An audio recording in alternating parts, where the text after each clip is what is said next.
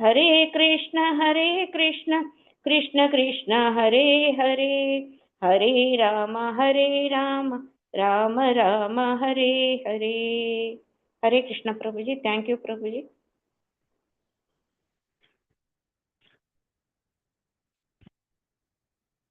ಹರೇ ಕೃಷ್ಣ. ಓಂ ನಮೋ ಭಗವತೆ ವಾಸುದೇವಾಯ. ಓಂ ನಮೋ ಭಗವತೆ ವಾಸುದೇವಾಯ. ಓಂ ನಮೋ ಭಗವತೆ ವಾಸುದೇವಾಯ. ಓಂ ನಮೋ ಭಗವತೆ ವಾಸುದೇವಾಯ. ಓಂ ನಮೋ ಭಗವತೆ ವಾಸುದೇವಾಯ. ನಮೋ ಭಗವತೆ ವಾಸುದೇವಾಯ. ನಾರಾಯಣಂ ನಮಸ್ಕೃತ್ಯ ನಾರಾಯಣಂ ನರಂ ಚೈವ ನರೋತ್ತಮಂ ನರಂ ಚೈವ ನರೋತ್ತಮಂ ಸರಸ್ವತಿ ವ್ಯಾಸಂ ದೇವಿ ಸರಸ್ವತಿ ವ್ಯಾಸಂ ತತೋ ಜಯಂ ಮುದೀರಯೇತ್. ನಷ್ಟಪ್ರಾಯೇಷು ಅಭದ್ರೇಷು ನಷ್ಟಪ್ರಾಯೇಷು ನಿತ್ಯಂ ಭಾಗವತ ಸೇವಯಾ ನಿತ್ಯಂ ಭಾಗವತ ಸೇವಯಾ ಭಗವತಿ ಉತ್ತಮ ಶ್ಲೋಕೆ ಭಗವತಿ ಉತ್ತಮ ಶ್ಲೋಕೆ ಭಕ್ತಿರ್ಭವತಿ ನೈಷ್ಟಿಕೀ. ಭಕ್ತಿರ್ಭವತಿ ನೈಷ್ಠಿಕೀ. ಸೊ ಈ ಅಧ್ಯಾಯದಲ್ಲಿ ಈಶ್ವರಗೂ ನಾವು ಭಾಗವತದ 10 ವಿಷಯಗಳು ಅದನ್ನು ಕೇಳಿದ್ವಿ. ನಂತರ ಸರ್ಗ ಭಗವಂತನ ಸೃಷ್ಟಿ ಒಂದು ವಿರಾಟ್ ರೂಪದ ವಿವರಣೆಯ ಮೂಲಕ ಅದು ಕೂಡ ಕೇಳ್ತಾ ಇದ್ದೀವಿ ಅದನ್ನು. ಸೊ ಅದನ್ನು ಮುಂದುವರ್ಸೋಣ ಈಗ.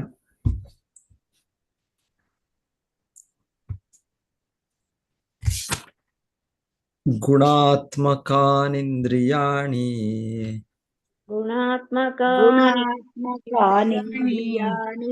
ಭೂತಾದಿ ಪ್ರಭವಾ ಗುಣಾಃ ಭೂತಾದಿ ಪ್ರಭವಾ ಗುಣಾಃ ಮನಃ ಸರ್ವ ವಿಕಾರಾತ್ಮ ಮನಃ ಸರ್ವ ವಿಕಾರಾತ್ಮ ಬುದ್ಧಿರ್ ವಿಜ್ಞಾನ ರೂಪಿಣಿ. ಬುದ್ಧಿರ್ವಿಜ್ಞಾನ ರೂಪಿಣಿ. ಇಂದ್ರಿಯಾಂಗಗಳು ಪ್ರಕೃತಿ ಗುಣಗಳಿಗೆ ಹೊಂದಿಕೊಂಡಿರುತ್ತವೆ ಮತ್ತು ಪ್ರಕೃತಿ ಗುಣಗಳು ಅಹಂಕಾರದ ಉತ್ಪನ್ನಗಳಾಗಿವೆ. ಮನಸ್ಸು ಎಲ್ಲ ಬಗೆಯ ಭೌತಿಕ ಅನುಭವಗಳಿಗೆ ಸುಖ ಮತ್ತು ದುಃಖ ಅಧೀನವಾಗಿದೆ ಮತ್ತು ಬುದ್ಧಿಶಕ್ತಿಯು ಮನಸ್ಸಿನ ಆಲೋಚನೆಯ ಲಕ್ಷಣವಾಗಿದೆ. ಈ ಭಾಗದಲ್ಲಿ ಕೆಲವು ಒಳ್ಳೆ ಭಾವಾರ್ಥಗಳಿವೆ. ಓದೋಣ ನಾವು. ಈ ಭಾವಾರ್ಥ ಶಿಲ ಪ್ರಭುಪಾದರಿಂದ ಜಯ. ಭೌತಿಕ ಪ್ರಕೃತಿಯಿಂದ ಭ್ರಾಂತಿಗೊಂಡ ಜೀವಿಯು ತನ್ನನ್ನು ಅಹಂಕಾರದೊಂದಿಗೆ ಗುರುತಿಸಿಕೊಳ್ಳುತ್ತಾನೆ.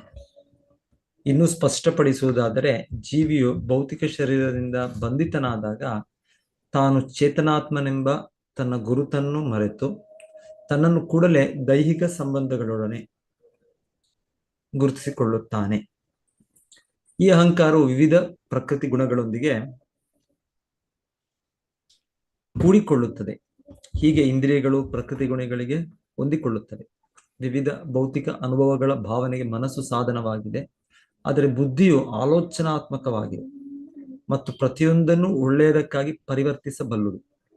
ಆದ್ದರಿಂದ ಬುದ್ಧಿವಂತ ವ್ಯಕ್ತಿಯು ಬುದ್ಧಿಯ ಸರಿಯಾದ ಬಳಕೆಯಿಂದ ಭೌತಿಕ ಅಸ್ತಿತ್ವದ ಮಾಯೆಯಿಂದ ಮುಕ್ತಿಯನ್ನು ಸಾಧಿಸಬಲ್ಲನು. ಬುದ್ಧಿವಂತ ವ್ಯಕ್ತಿಯು ಭೌತಿಕ ಅಸ್ತಿತ್ವದ ವಿಷಮ ಸ್ಥಿತಿಯನ್ನು ಪತ್ತೆ ಮಾಡಬಲ್ಲ. ಹೀಗೆ ತಾನು ಏನು, ನಾನಾ ಬಗೆಯ ಕ್ಲೇಶಗಳಿಗೆ ಏಕೆ ಗುರಿಯಾಗಿದ್ದೇನೆ ಮತ್ತು ಸಕಲ ಕ್ಲೇಶಗಳಿಂದ ಹೇಗೆ ಬಿಡುಗಡೆ ಪಡೆಯಬೇಕು ಎಂದು ಪ್ರಶ್ನಿಸಲು ಪ್ರಾರಂಭಿಸುತ್ತಾನೆ. ಹೀಗೆ ಒಳ್ಳೆಯ ಸಹವಾಸದಿಂದ ಒಬ್ಬ ಮುಂದುವರಿದ ಬುದ್ಧಿವಂತ ವ್ಯಕ್ತಿಯು ಆತ್ಮ ಸಾಕ್ಷಾತ್ಕಾರದ ಉನ್ನತ ಜೀವನದತ್ತ ತಿರುಗಬಹುದು. ಆದ್ದರಿಂದ ಬುದ್ಧಿವಂತ ವ್ಯಕ್ತಿಯು ಮುಕ್ತಿ ಮಾರ್ಗದಲ್ಲಿರುವ ಮಹಾಋಷಿಗಳ ಅಥವಾ ಸಂತರ ಸಹವಾಸ ಮಾಡಬೇಕೆಂದು ಸಲಹೆ ನೀಡಲಾಗಿದೆ. ಅಂತಹ ಸಹವಾಸದಿಂದ ಉಪದೇಶಗಳನ್ನು ಪಡೆಯಬಹುದು. ಅವು ಬದ್ಧಾತ್ಮನ ಜಡಾಸಕ್ತಿಯನ್ನು ತಗ್ಗಿಸಬಲ್ಲವು. ಹಾಗೆ ಬುದ್ಧಿವಂತ ಮನುಷ್ಯನು ಕ್ರಮೇಣ ಜಡದ ಮಾಯೆ ಮತ್ತು ಅಹಂಕಾರದಿಂದ ಬಿಡುಗಡೆ ಪಡೆಯುತ್ತಾನೆ. ಮತ್ತು ಜ್ಞಾನಾನಂದದ ಶಾಶ್ವತ ನೈಜ ಜೀವನಕ್ಕೆ ಪ್ರಗತಿ ಹೊಂದುತ್ತಾನೆ. ಸೊ ಈ ವಿವರಣೆ ವಿರಾಟ್ ರೂಪದಲ್ಲಿ ವಿವರಣೆ ಇದು. ಅದರಿಂದ ಹೇಗೆ ಎಲ್ಲವೂ ನಮಗೆ ನಂತರ ಬರುವಂಥದ್ದು, ನಾವು ಪಡೆಯುವಂಥದ್ದು ಮನಸ್ಸು ಬುದ್ಧಿ ಎಲ್ಲ. 33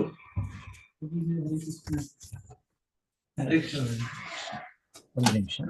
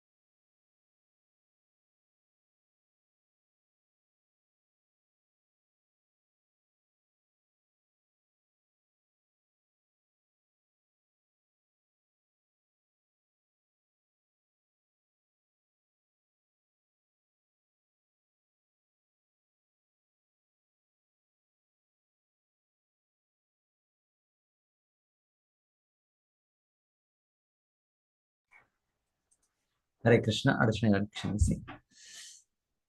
ಓಕೆ, ಸೊ ನೆಕ್ಸ್ಟ್ ವಿವರಣೆ. ಹೀಗೆ ಈ ಎಲ್ಲವುಗಳಿಂದ ದೇವೋತ್ತಮ ಪುರುಷನ ಬಹಿರಂಗ ಲಕ್ಷಣವು ಉಂಟಾಗಿದೆ. ನಾನು ನಿನಗೆ ವಿವರಿಸುವಂತೆ ಗ್ರಹಗಳಂತಹ ಸ್ಥೂಲ ರೂಪಗಳಿಂದ ಆವೃತವಾಗಿದೆ. 33ನೇ ಇದು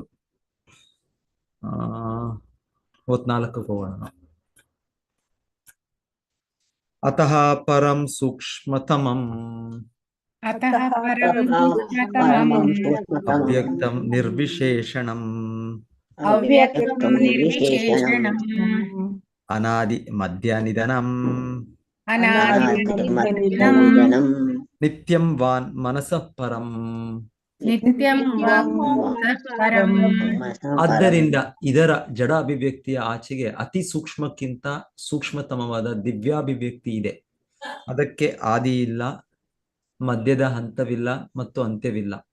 ಆದ್ದರಿಂದ ಅದು ವಾಕ್ಸರಣಿಗೆ ಅಥವಾ ಮನೋಕಲ್ಪನೆಗಳಿಗೆ ಮೀರಿದಾಗಿದೆ ಮತ್ತು ಭೌತಿಕ ಕಲ್ಪನೆಯಿಂದ ಭಿನ್ನವಾಗಿದೆ. ಆಕ್ಚುಲಿ ಇಲ್ಲಿ ಹೇಳೋದು ಇದು ಭಗವಂತನ ಅವ್ಯಕ್ತ ರೂಪ. ಅವ್ಯಕ್ತ ಇದು ಅಂದ್ರೆ ಬ್ರಹ್ಮ ಜ್ಯೋತಿ, ಬ್ರಹ್ಮನನ್ನು ಸೂಚಿಸೋದು ಇದು. ಇದರ ಹಿಂದೆ ಇನ್ನೊಂದು ರೀತಿಯ ಭಗವಂತನ ವಿವರಣೆ ನಾವು ಕೇಳಿದ್ದು, ಇಷ್ಟು ಶ್ಲೋಕಗಳು ಅದು ಕೇಳಿದ್ದು ವಿಸರ್ಗ ವಿರಾಟ್ ರೂಪದ ವಿವರಣೆ. ಸೊ ಸಾಮಾನ್ಯವಾಗಿ ಆಧ್ಯಾತ್ಮಿಕ ಜೀವನದಲ್ಲಿ ಪ್ರಾರಂಭದಲ್ಲಿ ಈ ರೀತಿಯ ವಿವರಣೆ ಇದೆ. ಈ ರೀತಿ ನಮ್ಮ ಮನಸ್ಸನ್ನು ಭೌತಿಕದಿಂದ ಆಧ್ಯಾತ್ಮಿಕಕ್ಕೆ ತಿರುಗಿಸ್ಲಿಕ್ಕೆ ಇದೊಂದು ವಿಧಾನ ಕೊಟ್ಟಿದ್ದಾರೆ. ಸೊ ಹಾಗೆ ಈಗ ಹೇಳೋದು ಅದು ಒಂದು ವಿವರಣೆ, ಇದು ಇನ್ನೊಂದು ರೀತಿಯ ವಿವರಣೆ. ಅಂದ್ರೆ ಆದ್ರೆ ಇದಕ್ಕೂ ಇನ್ನ ಹೆಚ್ಚು ಭಗವಂತನ ಅಸ್ತಿತ್ವ ಇದೆ. ಇದೆಲ್ಲಕ್ಕೂ ಕಾರಣವಾಗಿ ಭಗವಂತನ ಮೂಲ ದಿವ್ಯವಾದ ರೂಪ ಇದೆ. ಅದರ ವಿವರಣೆ ಈಗ ನೆಕ್ಸ್ಟ್ ಶುರು ಆಗುತ್ತೆ. ನೆಕ್ಸ್ಟ್ ಶ್ಲೋಕದಲ್ಲಿ ಯಾರು ಓದೋಂಗಿರೋ ಓದಿ, ಭಾವಾರ್ಥ ಇದೆ, ತೊಂದರೆ ಇಲ್ಲ. ಯಾರು ಓದ್ತೀರಾ? ಹರೇ ಕೃಷ್ಣ ಪ್ರಭುಜಿ. ಓದ್ಲಾ ಪ್ರಭುಜಿ? ಓದಿ. ಭಾವಾರ್ಥ. ಶ್ರೀಲ ಪ್ರಭುಪಾದರಿಗೆ ಜಯವಾಗಲಿ. ಪರಮ ಪ್ರಭುವಿನ ಸ್ಥೂಲ ಬಹಿರಂಗ ಶರೀರವು ನಿರ್ದಿಷ್ಟ ಅವಧಿಗಳಲ್ಲಿ ವ್ಯಕ್ತವಾಗುತ್ತದೆ. ಹೀಗೆ ದೇವೋತ್ತಮ ಪರಮ ಪುರುಷನ ಬಹಿರಂಗ ಲಕ್ಷಣ ಅಥವಾ ರೂಪವು ಆದಿ ಮಧ್ಯ ಅಂತ್ಯಗಳಿಲ್ಲದ ಭಗವಂತನ ನಿತ್ಯ ರೂಪವಲ್ಲ.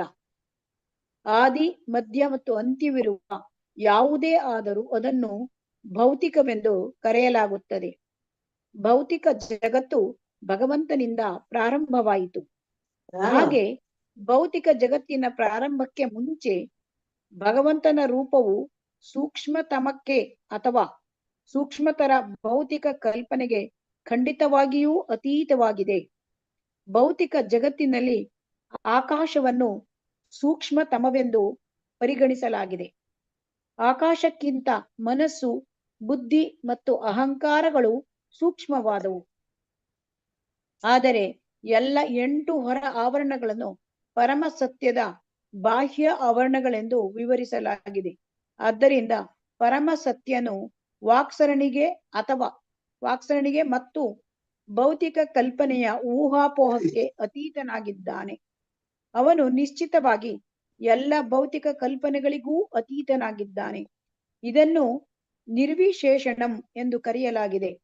ನಿರ್ವಿಶೇಷಣಂ ಎಂದಾಗ ಯಾವುದೇ ದಿವ್ಯಗುಣ ರಹಿತನೆಂದು ತಪ್ಪು ತಿಳಿಯಬಾರದು. ವಿಶೇಷಣಂ ಎಂದರೆ ಗುಣಗಳು.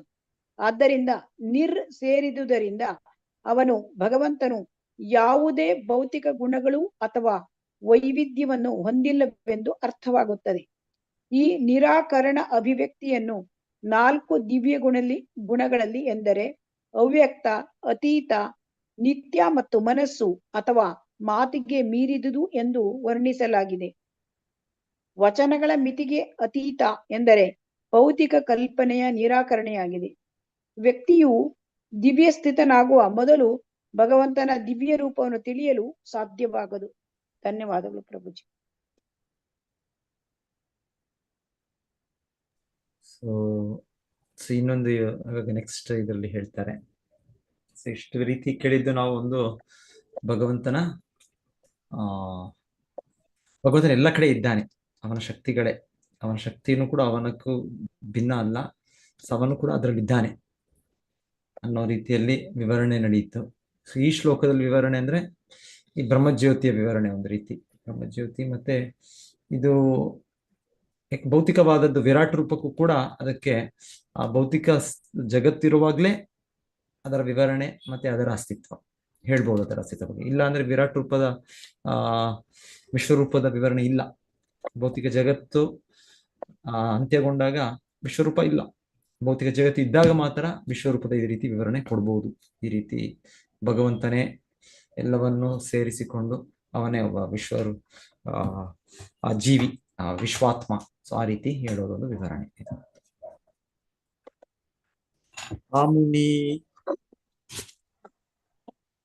ಅಮುನಿ ಭಗವದ್ ರೂಪೇ ಮಯಾ ಅನುವರ್ಣಿತೆ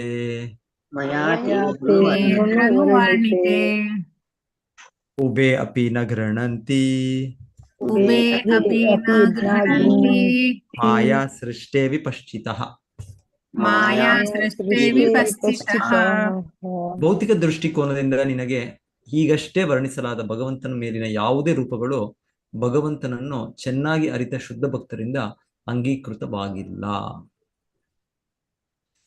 ಸೊ ಇಲ್ಲಿ ಹೇಳ್ತಾ ಇದ್ದಾರೆ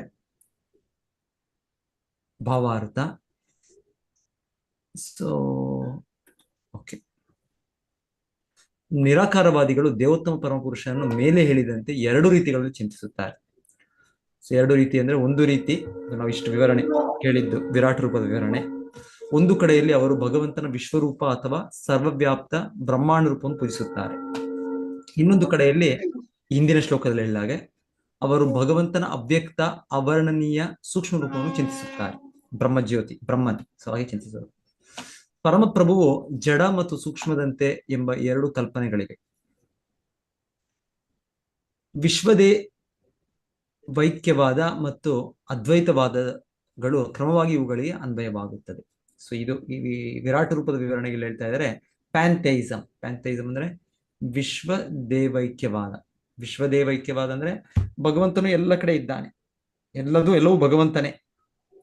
ಸೊ ಈ ವಿಶ್ವರೂಪದ ವಿವರಣೆಯಲ್ಲಿ ಎಲ್ಲವೂ ಕೃಷ್ಣನು ಸರ್ವವ್ಯಾಪಕವಾಗಿರೋದು, ಅವನ ಭೌತಿಕ ಶಕ್ತಿ, ಅವನ ಮೂಲಕ ಅವನ ಅಸ್ತಿತ್ವ ಇರೋದು. ಸೊ ಹಾಗೆ ವಿವರಣೆ ನಾವು ನೋಡಿದ್ದು.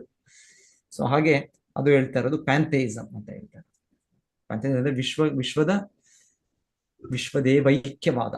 ವಿಶ್ವವೇ ಒಂದು ಭಗವಂತನು ಆ ರೀತಿಯಲ್ಲಿ ಅದನ್ನ ನೋಡುವ ಒಂದು ದೃಷ್ಟಿ. ವಿಶ್ವವೇ ಎಲ್ಲ ವಿಶ್ವವು ಸಂಪೂರ್ಣ ಬ್ರಹ್ಮಾಂಡ ನಾವೆಲ್ಲಿದ್ದೇವೆ ಇದು ಅದೇ ಒಂದು ಭಗವಂತ ಅಂತ ನೋಡುವ ಒಂದು ದೃಷ್ಟಿ. ವಿಶ್ವದೇವೈಕ್ಯವಾದ. ಹಿಂದೆ ಶ್ಲೋಕ ಹೇಳೋದು ಭಗವಂತನ ಇನ್ನೊಂದು ಇದು ಅಸ್ತಿತ್ವ ಬ್ರಹ್ಮಜ್ಯೋತಿ ಅಸ್ತಿತ್ವ.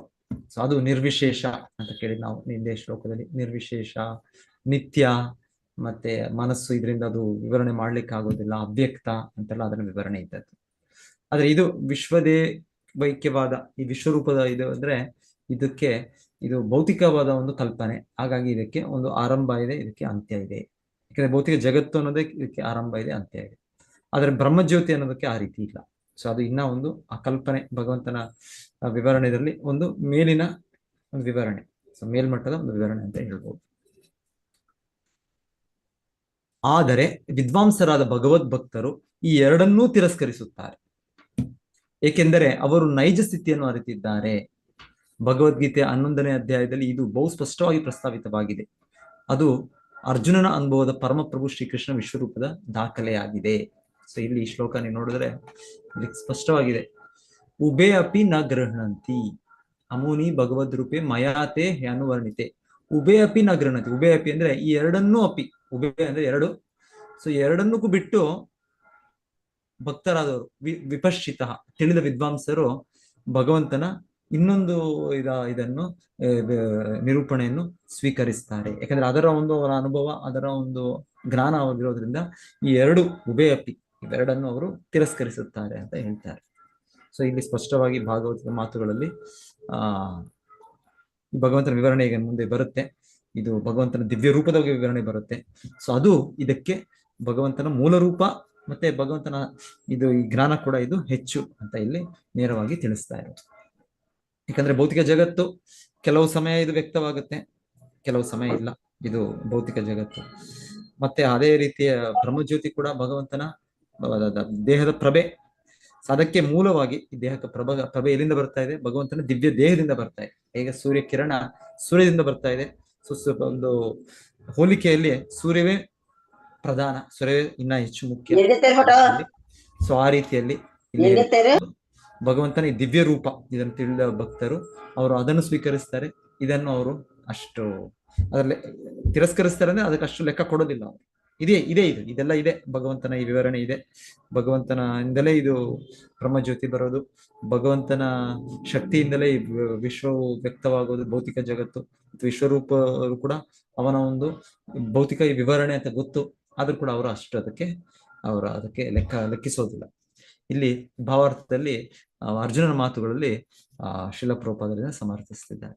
ಅದೃಷ್ಟಪೂರ್ವಂ ಋಷಿತೋಸ್ಮಿ ದೃಷ್ಟ್ವಾ ಭಯೇನ ಚ ಪ್ರವೃತ್ತಿತಂ ಮನೋಮೆ ತದೇವ ಮೇ ದರ್ಶಯ ದೇವರೂಪಂ ಪ್ರಸೀದ ದೇವೇಶ ಜಗನ್ನಿವಾಸ. ಸೊ 11:45 ಶ್ಲೋಕದಲ್ಲಿ ಅರ್ಜುನ ಹೇಳೋದು, ಭಗವಂತನ ಶುದ್ಧ ಭಕ್ತನಾಗಿ ಅರ್ಜುನನು ಅವಲೋಕಿಸಿದ ಭಗವಂತನ ವಿಶ್ವರೂಪವನ್ನು ಅವನು ಹಿಂದೆ ಎಂದೂ ನೋಡಿರಲಿಲ್ಲ. ಆದರೆ ಅವನು ಅದನ್ನು ಕಂಡಾಗ ಅವನ ಕುತೂಹಲವೆಲ್ಲವೂ ತೃಪ್ತಿ ಹೊಂದಿತು. ಆದರೆ ಅವನು ಭಗವಂತನ ಅಂತಃ ರೂಪವನ್ನು ಕಂಡು ಸಂತೋಷ ಪಡಲಿಲ್ಲ, ಏಕೆಂದರೆ ಅವನ ಆಸಕ್ತಿಯು ಶುದ್ಧ ಭಕ್ತನಂತಿತ್ತು. ಭಗವಂತನ ಅದ್ಭುತ ರೂಪವನ್ನು ನೋಡಿ ಅವನು ಹೆದರಿದನು. ಆದ್ದರಿಂದ ಅವನು ತನಗೆ ಸಂತೋಷ ಕೊಡುವ 4 ಕೈಗಳುಳ್ಳ ನಾರಾಯಣ ಅಥವಾ ಕೃಷ್ಣ ರೂಪವನ್ನು ಧರಿಸುವಂತೆ ಭಗವಂತನನ್ನು ಪ್ರಾರ್ಥಿಸಿದನು. ನಿಸ್ಸಂದೇಹವಾಗಿಯೂ ಭಗವಂತನು ಅನಂತ ರೂಪಗಳಲ್ಲಿ ಸ್ವಯಂ ಪ್ರಕಟವಾಗುವ ಪರಮಶಕ್ತಿಯನ್ನು ಹೊಂದಿದ್ದಾನೆ. ಆದರೆ ತ್ರಿಪಾದ್ ವಿಭೂತಿ ಅಥವಾ ಭಗವದ್ ರಾಜ್ಯವೆಂದು ತಿಳಿಯಲಾದ ಭಗವದ್ಧಾಮದಲ್ಲಿ ಶಾಶ್ವತವಾಗಿ ಪ್ರದರ್ಶಿತವಾದಂತೆ ಅವನ ರೂಪಗಳಲ್ಲಿ ಭಗವದ್ಭಕ್ತರು ಆಸಕ್ತರಾಗಿರುತ್ತಾರೆ. ತ್ರಿಪಾದ್ ವಿಭೂತಿ ಧಾಮದಲ್ಲಿ ಭಗವಂತನು ಸ್ವತಃ 4 ಕೈಯುಳ್ಳವನಾಗಿ ಅಥವಾ 2 ಕೈಯುಳ್ಳವನಾಗಿ ಪ್ರಕಟವಾಗುತ್ತಾನೆ. ಭೌತಿಕ ಅಭಿವ್ಯಕ್ತಿಯಲ್ಲಿ ಪ್ರಕಟವಾದ ವಿಶ್ವರೂಪವು ಅಪರಿಮಿತ ಕೈಗಳು, ಅಪರಿಮಿತ ಆಯಾಮ, ಹೀಗೆ ಪ್ರತಿಯೊಂದನ್ನು ಅಪರಿಮಿತವಾಗಿ ಹೊಂದಿತ್ತು. ಶುದ್ಧ ಭಗವದ್ಭಕ್ತರು ಭಗವಂತನನ್ನು ನಾರಾಯಣ ಅಥವಾ ಕೃಷ್ಣನಂತೆ ವೈಕುಂಠ ರೂಪಗಳಲ್ಲಿ ಪೂಜಿಸುತ್ತಾರೆ.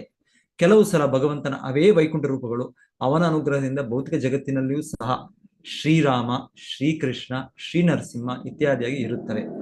ಶುದ್ಧ ಭಕ್ತರು ಅವರನ್ನೂ ಪೂಜಿಸುತ್ತಾರೆ. ಸಾಮಾನ್ಯವಾಗಿ ಭೌತಿಕ ಜಗತ್ತಿನಲ್ಲಿ ತೋರುವ ಲಕ್ಷಣಗಳು ವೈಕುಂಠ ಲೋಕಗಳಲ್ಲಿ ಇರುವುದಿಲ್ಲ, ಹೀಗಾಗಿ ಅವು ಶುದ್ಧ ಭಕ್ತರಿಂದ ಅಂಗೀಕೃತವಾಗಿಲ್ಲ. ಶುದ್ಧ ಭಕ್ತರು ಪ್ರಾರಂಭದಿಂದ ಪೂಜಿಸುವ ರೂಪವೆಂದರೆ ವೈಕುಂಠ ಲೋಕಗಳಲ್ಲಿ ಇರುವ ಭಗವಂತನ ಶಾಶ್ವತ ರೂಪಗಳಾಗಿವೆ.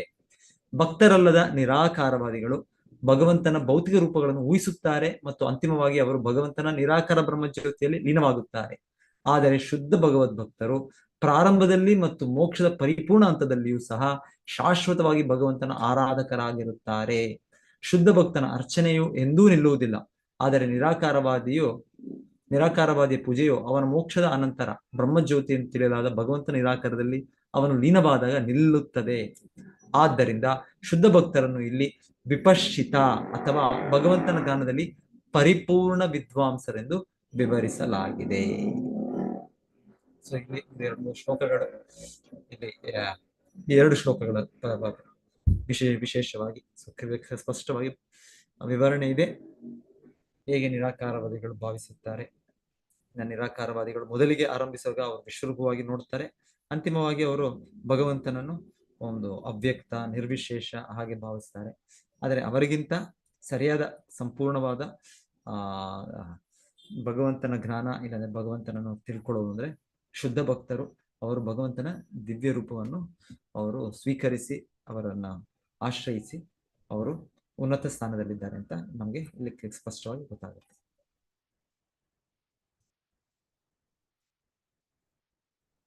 ಓಕೆ, ಸೊ ಅವ್ರು ಹೇಗ್ ನೋಡ್ತಾರೆ, ಸೊ ಅದರ ವಿವರಣೆ, ಶುದ್ಧ ಭಕ್ತರ ವಿವರಣೆ.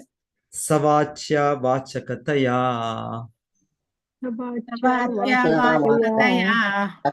ಭಗವಾನ್ ಬ್ರಹ್ಮ ರೂಪ ದೃಕ್ ನಾಮ ರೂಪ ಕ್ರಿಯಾ ಧತ್ತೆ ಕರ್ಮ ಕರ್ಮಕಃ ಪರಂ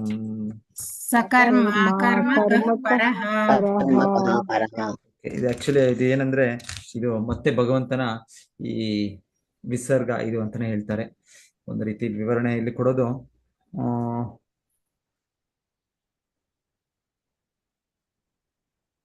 ಎರಡು ರೀತಿ ಕೊಟ್ಟಿದ್ದಾರೆ. ಓಕೆ,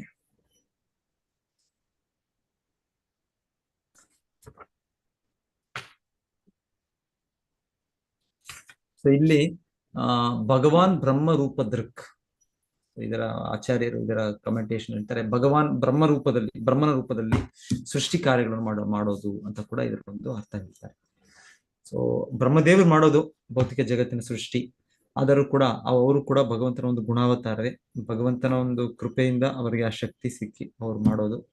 ಇಲ್ಲ ಕೆಲವೊಮ್ಮೆ ತುಂಬಾ ಉನ್ನತ ಜೀವಿಯಾದ ವ್ಯಕ್ತಿಗೆ ಆ ಬ್ರಹ್ಮನ ಪದವಿ ಸಿಗೋದು, ಇನ್ನ ಕೆಲವೊಮ್ಮೆ ಭಗವಂತನೇ ಬ್ರಹ್ಮನ ಅವತಾರವನ್ನು ಪಡೆಯೋದು.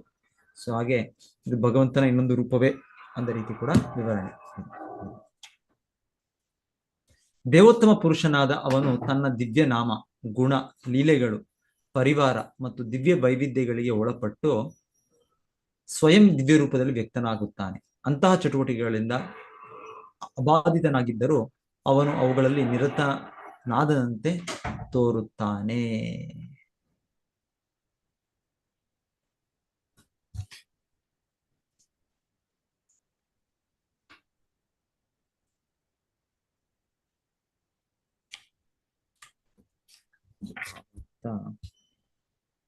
ಓಕೆ, ಯಾರಾದ್ರೂ ಓದಿ ಇದು ಭಾವಾರ್ಥ ಓದಿ. ಓದ್ಲಾ ಪ್ರಭುಜಿ? ಓದಿ ಮಾತಾಡಿ. ಭಾವಾರ್ಥ. ಭೌತಿಕ ಸೃಷ್ಟಿಯ ಅಗತ್ಯವಿದ್ದಾಗಲೆಲ್ಲ ದಿವ್ಯ ದೇವೋತ್ತಮ ಪುರುಷನು ಸೃಷ್ಟಿ, ಸ್ಥಿತಿ ಮತ್ತು ಲಯಕ್ಕೋಸ್ಕರ ಭೌತಿಕ ಪ್ರಪಂಚದಲ್ಲಿ ರೂಪಗಳನ್ನು ಅಂಗೀಕರಿಸುತ್ತಾನೆ. ನೈಜತೆಯಲ್ಲಿ ಅವನ ಚಟುವಟಿಕೆಗಳನ್ನು ತಿಳಿದುಕೊಳ್ಳುವಷ್ಟು ಬುದ್ಧಿವಂತನಾಗಿರಬೇಕು ಮತ್ತು ಈ ಭೌತಿಕ ಜಗತ್ತಿನಲ್ಲಿ ಭೌತಿಕ ಪ್ರಕೃತಿಯು ಸೃಷ್ಟಿಸಿದ ರೂಪವನ್ನು ಅಂಗೀಕರಿಸಿ ಅವನು ಅವತರಿಸುತ್ತಾನೆಂದು ತೀರ್ಮಾನಿಸುವ ಪಕ್ಷಪಾತಿಯಾಗಬಾರದು. ಭೌತಿಕ ಪ್ರಕೃತಿಯಿಂದ ಅಂಗೀಕೃತವಾದ ಯಾವುದೇ ರೂಪವು ಭೌತಿಕ ಜಗತ್ತಿನಲ್ಲಿ ನಡೆಯುವ ಪ್ರತಿಯೊಂದರ ಬಗ್ಗೆಯೂ ಒಲವು ಹೊಂದಿರುತ್ತದೆ. ನಿಶ್ಚಿತ ಅವಧಿಯ ಭೌತಿಕ ಚಟುವಟಿಕೆಗಳನ್ನು ಮಾಡಲು ಭೌತಿಕ ರೂಪವನ್ನು ಒಪ್ಪಿಕೊಂಡ ಬದ್ಧಾತ್ಮ ಜಡ ನಿಯಮಗಳಿಗೆ ಒಳಪಡುತ್ತಾನೆ. ಆದರೆ ಇಲ್ಲಿ ಈ ಶ್ಲೋಕದಲ್ಲಿ ಭಗವಂತನ ರೂಪಗಳು ಮತ್ತು ಕಾರ್ಯಗಳು ಬದ್ಧಾತ್ಮರಂತೆಯೇ ತೋರಿದರೂ ಅವು ಪ್ರಕೃತಿಗೆ ಅತೀತ ಮತ್ತು ಬದ್ಧಾತ್ಮನಿಗೆ ಅಸಾಧ್ಯವಾದುವು ಎಂದು ಸ್ಪಷ್ಟವಾಗಿ ಹೇಳಲಾಗಿದೆ. ದೇವೋತ್ತಮ ಪರಮ ಪುರುಷನಾದ ಅವನು ಅಂತಹ ಚಟುವಟಿಕೆಗಳಿಂದ ಸದಾ ಅಬಾಧಿತನಾಗಿರುತ್ತಾನೆ. ಭಗವದ್ಗೀತೆಯಲ್ಲಿ 4.14 ಭಗವಂತನು ಈ ರೀತಿ ಹೇಳುತ್ತಾನೆ: ನಾಮಾಂ ಕರ್ಮಾಣಿ ಲಿಂಪಂತಿ ನಮೇ ಕರ್ಮ ಫಲೇ ಸ್ಪೃಹ ಇತಿ ಮಾಂ ಯೋ ಅಭಿಜಾನಾತಿ ಕರ್ಮಭಿರ್ನ ಸ ಬಧ್ಯತೆ. ಭಗವಂತನು ತನ್ನ ವಿವಿಧ ಅವತಾರಗಳು ಮತ್ತು ವ್ಯಕ್ತಿತ್ವಗಳಿಂದ ಅವನು ಮಾಡುವಂತೆ ತೋರುವ ಚಟುವಟಿಕೆಗಳಿಂದ ಎಂದೂ ಬಾಧಿತನಾಗುವುದಿಲ್ಲ. ಕಾಮ್ಯ ಕರ್ಮಗಳಿಂದ ಯಶಸ್ಸನ್ನು ಸಾಧಿಸುವ ಯಾವ ಬಯಕೆಯನ್ನು ಅವನು ಹೊಂದಿಲ್ಲ. ಭಗವಂತನು ಸಂಪತ್ತು, ಬಲ, ಯಶಸ್ಸು, ಸೌಂದರ್ಯ, ಜ್ಞಾನ ಮತ್ತು ವೈರಾಗ್ಯಗಳೆಂಬ ತನ್ನ ವಿವಿಧ ಶಕ್ತಿಗಳಿಂದ ಪೂರ್ಣನಾಗಿದ್ದಾನೆ. ಆದ್ದರಿಂದ ಅವನು ಬದ್ಧಾತ್ಮನಂತೆ ದೈಹಿಕ ಶ್ರಮ ಪಡುವ ಕಾರಣವಿಲ್ಲ. ಆದ್ದರಿಂದ ಭಗವಂತನ ದಿವ್ಯ ಲೀಲೆಗಳ ಮತ್ತು ಬದ್ಧಾತ್ಮರ ಚಟುವಟಿಕೆಗಳ ನಡುವ ವ್ಯತ್ಯಾಸ ಮಾಡಬಲ್ಲ ಬುದ್ಧಿವಂತ ವ್ಯಕ್ತಿಯೂ ಕೂಡ ಚಟುವಟಿಕೆಗಳ ಪರಿಣಾಮಗಳಿಗೆ ಬದ್ಧನಾಗುವುದಿಲ್ಲ. ಭಗವಂತನು ವಿಷ್ಣು, ಬ್ರಹ್ಮ ಮತ್ತು ಶಿವನ ಹಾಗೂ 3 ಪ್ರಕೃತಿ ಗುಣಗಳನ್ನು ನಿರ್ವಹಿಸುತ್ತಾನೆ. ವಿಷ್ಣುವಿನಿಂದ ಬ್ರಹ್ಮನು ಜನಿಸಿದನು ಮತ್ತು ಬ್ರಹ್ಮನಿಂದ ಶಿವನು ಜನಿಸಿದನು. ಕೆಲವು ಸಲ ಬ್ರಹ್ಮನು ವಿಷ್ಣುವಿನ ಒಂದು ವಿಭಜಿತ ಭಾಗವಾಗುತ್ತಾನೆ ಮತ್ತು ಕೆಲವು ಸಲ ಸ್ವಯಂ ವಿಷ್ಣುವೇ ಬ್ರಹ್ಮನ ಸ್ಥಾನವನ್ನು ತೆಗೆದುಕೊಳ್ಳುತ್ತಾನೆ. ಹೀಗೆ ಬ್ರಹ್ಮನು ಬ್ರಹ್ಮಾಂಡದಲ್ಲೆಲ್ಲ ವಿವಿಧ ಜೀವರಾಶಿಗಳನ್ನು ಸೃಷ್ಟಿಸುತ್ತಾನೆ. ಎಂದರೆ ಭಗವಂತನು ಪೂರ್ಣ ಅಭಿವ್ಯಕ್ತಿಯನ್ನು ಸ್ವಯಂ ತಾನು ಅಥವಾ ತನ್ನ ಅಧಿಕೃತ ಬದಲಿ ನಿಯೋಗಿಗಳ ಮೂಲಕ ಸೃಷ್ಟಿಸುತ್ತಾನೆ. ಹರೇ ಕೃಷ್ಣ ಪ್ರಭು. ಥ್ಯಾಂಕ್ ಯು ಪ್ರಭು. ಹರೇ ಕೃಷ್ಣ. ಸೊ ನಂತರ ಆಕ್ಚುಲಿ ಇಲ್ಲಿ ಹೇಳೋದು ಇದು ಸೃಷ್ಟಿ, ಭಗವತಿಕ ಸೃಷ್ಟಿ, ಭಗವಂತನು ಮಾಡೋ ಆ ರೀತಿಯ ವಿವರಣೆ ಅಂತಾನೆ ಹೇಳ್ತಾರೆ. ನೆಕ್ಸ್ಟ್ 37-40 ರಾಜನೇ, ಎಲ್ಲ ಜೀವಿಗಳು ಅವರ ಪೂರ್ವ ಕರ್ಮಾನುಸಾರ ಭಗವಂತನಿಂದ ಸೃಷ್ಟಿಯಾಗಿದ್ದಾರೆ ಎಂಬುದನ್ನು ನನ್ನಿಂದ ತಿಳಿದುಕೋ. ಇದು ಬ್ರಹ್ಮ ಮತ್ತು ದಕ್ಷನಂತಹ ಅವನ ಮಕ್ಕಳು, ವೈವಸ್ವತ ಮನುವಿನಂತಹ ಕಾಲಾವಧಿಯ ಒಡೆಯರು, ಇಂದ್ರ ಚಂದ್ರ ವರುಣರಂತಹ ದೇವತೆಗಳು, ಭೃಗು ವ್ಯಾಸ ವಸಿಷ್ಠರಂತಹ ಮಹರ್ಷಿಗಳು, ಪಿತೃಲೋಕ ಮತ್ತು ಸಿದ್ಧಲೋಕಗಳ ನಿವಾಸಿಗಳು, ಚಾರಣರು, ಗಂಧರ್ವರು, ವಿದ್ಯಾಧರರು, ಅಸುರರು, ಯಕ್ಷರು, ಕಿನ್ನರರು ಮತ್ತು ಅಪ್ಸರರು, ನಾಗರು, ಮಂಗನ ಆಕೃತಿಯ ಕಿಂಪುರುಷರು, ಮಾನವ ಜೀವಿಗಳು, ಮಾತೃಲೋಕ ನಿವಾಸಿಗಳು, ದಾನವರು, ಪಿಶಾಚರು, ಭೂತಗಳು, ಪ್ರೇತಗಳು, ಉನ್ಮತ್ತರು ಮತ್ತು ದುಷ್ಟ ಚೇತನಗಳು, ಶುಭ ಮತ್ತು ಅಶುಭ ನಕ್ಷತ್ರಗಳು, ತುಂಟ ಪಿಶಾಚಿಗಳು, ಕಾಡು ಮೃಗಗಳು, ಪಕ್ಷಿಗಳು, ಸಾಕು ಪ್ರಾಣಿಗಳು, ಸರೀಸೃಪಗಳು, ಪರ್ವತಗಳು, ಚರಾಚರ ಜೀವಿಗಳು, ಭ್ರೂಣ, ಮೊಟ್ಟೆ, ಬೆವರು ಮತ್ತು ಬೀಜದಿಂದ ಜನಿಸುವ ಜೀವಿಗಳು ಮತ್ತು ಎಲ್ಲ ಇತರರು ನೀರಿನಲ್ಲಿ, ಭೂಮಿಯಲ್ಲಿ ಅಥವಾ ಆಕಾಶದಲ್ಲಿರಲಿ, ಸುಖದಲ್ಲಿ ದುಃಖದಲ್ಲಿ ಅಥವಾ ಸುಖ ದುಃಖ ಸಮ್ಮಿಶ್ರದಲ್ಲಿರಲಿ, ಈ ಎಲ್ಲವನ್ನೂ ಒಳಗೊಳ್ಳುತ್ತದೆ. ಅವರೆಲ್ಲರೂ ತಮ್ಮ ಪೂರ್ವ ಕರ್ಮಾನುಸಾರ ಪರಮಪುರುಷನಿಂದ ಸೃಷ್ಟಿಯಾಗಿದ್ದಾರೆ. ಸೊ ಎಲ್ಲ ಜೀವಿಗಳ ವಿವರಣೆ ಭೌತಿಕ ಜಗತ್ತಿನಲ್ಲಿ ಇದೆಲ್ಲ ಆಕ್ಚುಲಿ ಬ್ರಹ್ಮದೇವರು ಸೃಷ್ಟಿ ಮಾಡೋದು, ಮತ್ತೆ ಅವರ ಎಲ್ಲ ಪಾಲನೆ ಭಗವಾನ್ ವಿಷ್ಣುವೇ ಇದನ್ನ ಮಾಡೋದು. ಭಾವಾರ್ಥ ಇನ್ಯಾರ ಹತ್ರ ಓದಿ? ಓದ್ಲ ಪ್ರಭುಜಿ? ಓದಿ ಪ್ರಭುಜಿ. ಹರೇ ಕೃಷ್ಣ. ಭಾವಾರ್ಥ ಶ್ರೀಲ ಪ್ರಭುಪಾದರಿಂದ ಶ್ರೀಲ ಪ್ರಭುಪಾದರಿಗೆ ಜಯವಾಗಲಿ. ಈ ಪಟ್ಟಿಯಲ್ಲಿ ಜೀವಿಗಳ ವೈವಿಧ್ಯವನ್ನು ಹೇಳಲಾಗಿದೆ ಮತ್ತು ಬ್ರಹ್ಮಾಂಡದ ಅತ್ಯುನ್ನತ ಲೋಕದಿಂದ ಅತಿ ಕೆಳಗಿನ ಲೋಕದವರೆಗೆ ಯಾವುದನ್ನೂ ಬಿಡದೆ ವಿವಿಧ ಜೀವ ಜಾತಿಗಳೆಲ್ಲವೂ ಸರ್ವಶಕ್ತಪಿತನಾದ ವಿಷ್ಣುವಿಂದ ಸೃಷ್ಟಿಯಾಗಿವೆ. ಆದ್ದರಿಂದ ದೇವೋತ್ತಮ ಪರಮಪುರುಷನಿಂದ ಯಾರೊಬ್ಬನೂ ಸ್ವತಂತ್ರನಲ್ಲ. ಆದ್ದರಿಂದ ಭಗವಂತನು ಭಗವದ್ಗೀತೆಯಲ್ಲಿ 14.4 ಈ ಕೆಳಗಿನ ಶ್ಲೋಕದಲ್ಲಿ ಎಲ್ಲಾ ಜೀವಿಗಳು ತನ್ನ ಮಕ್ಕಳೆಂದು ಸಾಧಿಸುತ್ತಾನೆ. ಸರ್ವಯೋನಿಷು ಕೌಂತೇಯ ಮೂರ್ತಯಃ ಸಂಭವಂತೀಯಃ ತಾಸಾಂ ಬ್ರಹ್ಮ ಮಹದ್ಯೋನಿರಹಂ ಬೀಜ ಪ್ರತಪಿತ. ಭೌತಿಕ ಪ್ರಕೃತಿಯನ್ನು ತಾಯಿಗೆ ಹೋಲಿಸಲಾಗಿದೆ.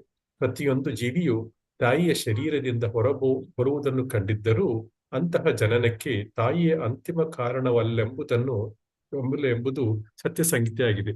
ಜನನಕ್ಕೆ ತಂದೆಯೇ ಅಂತಿಮ ಕಾರಣನಾಗಿದ್ದಾನೆ.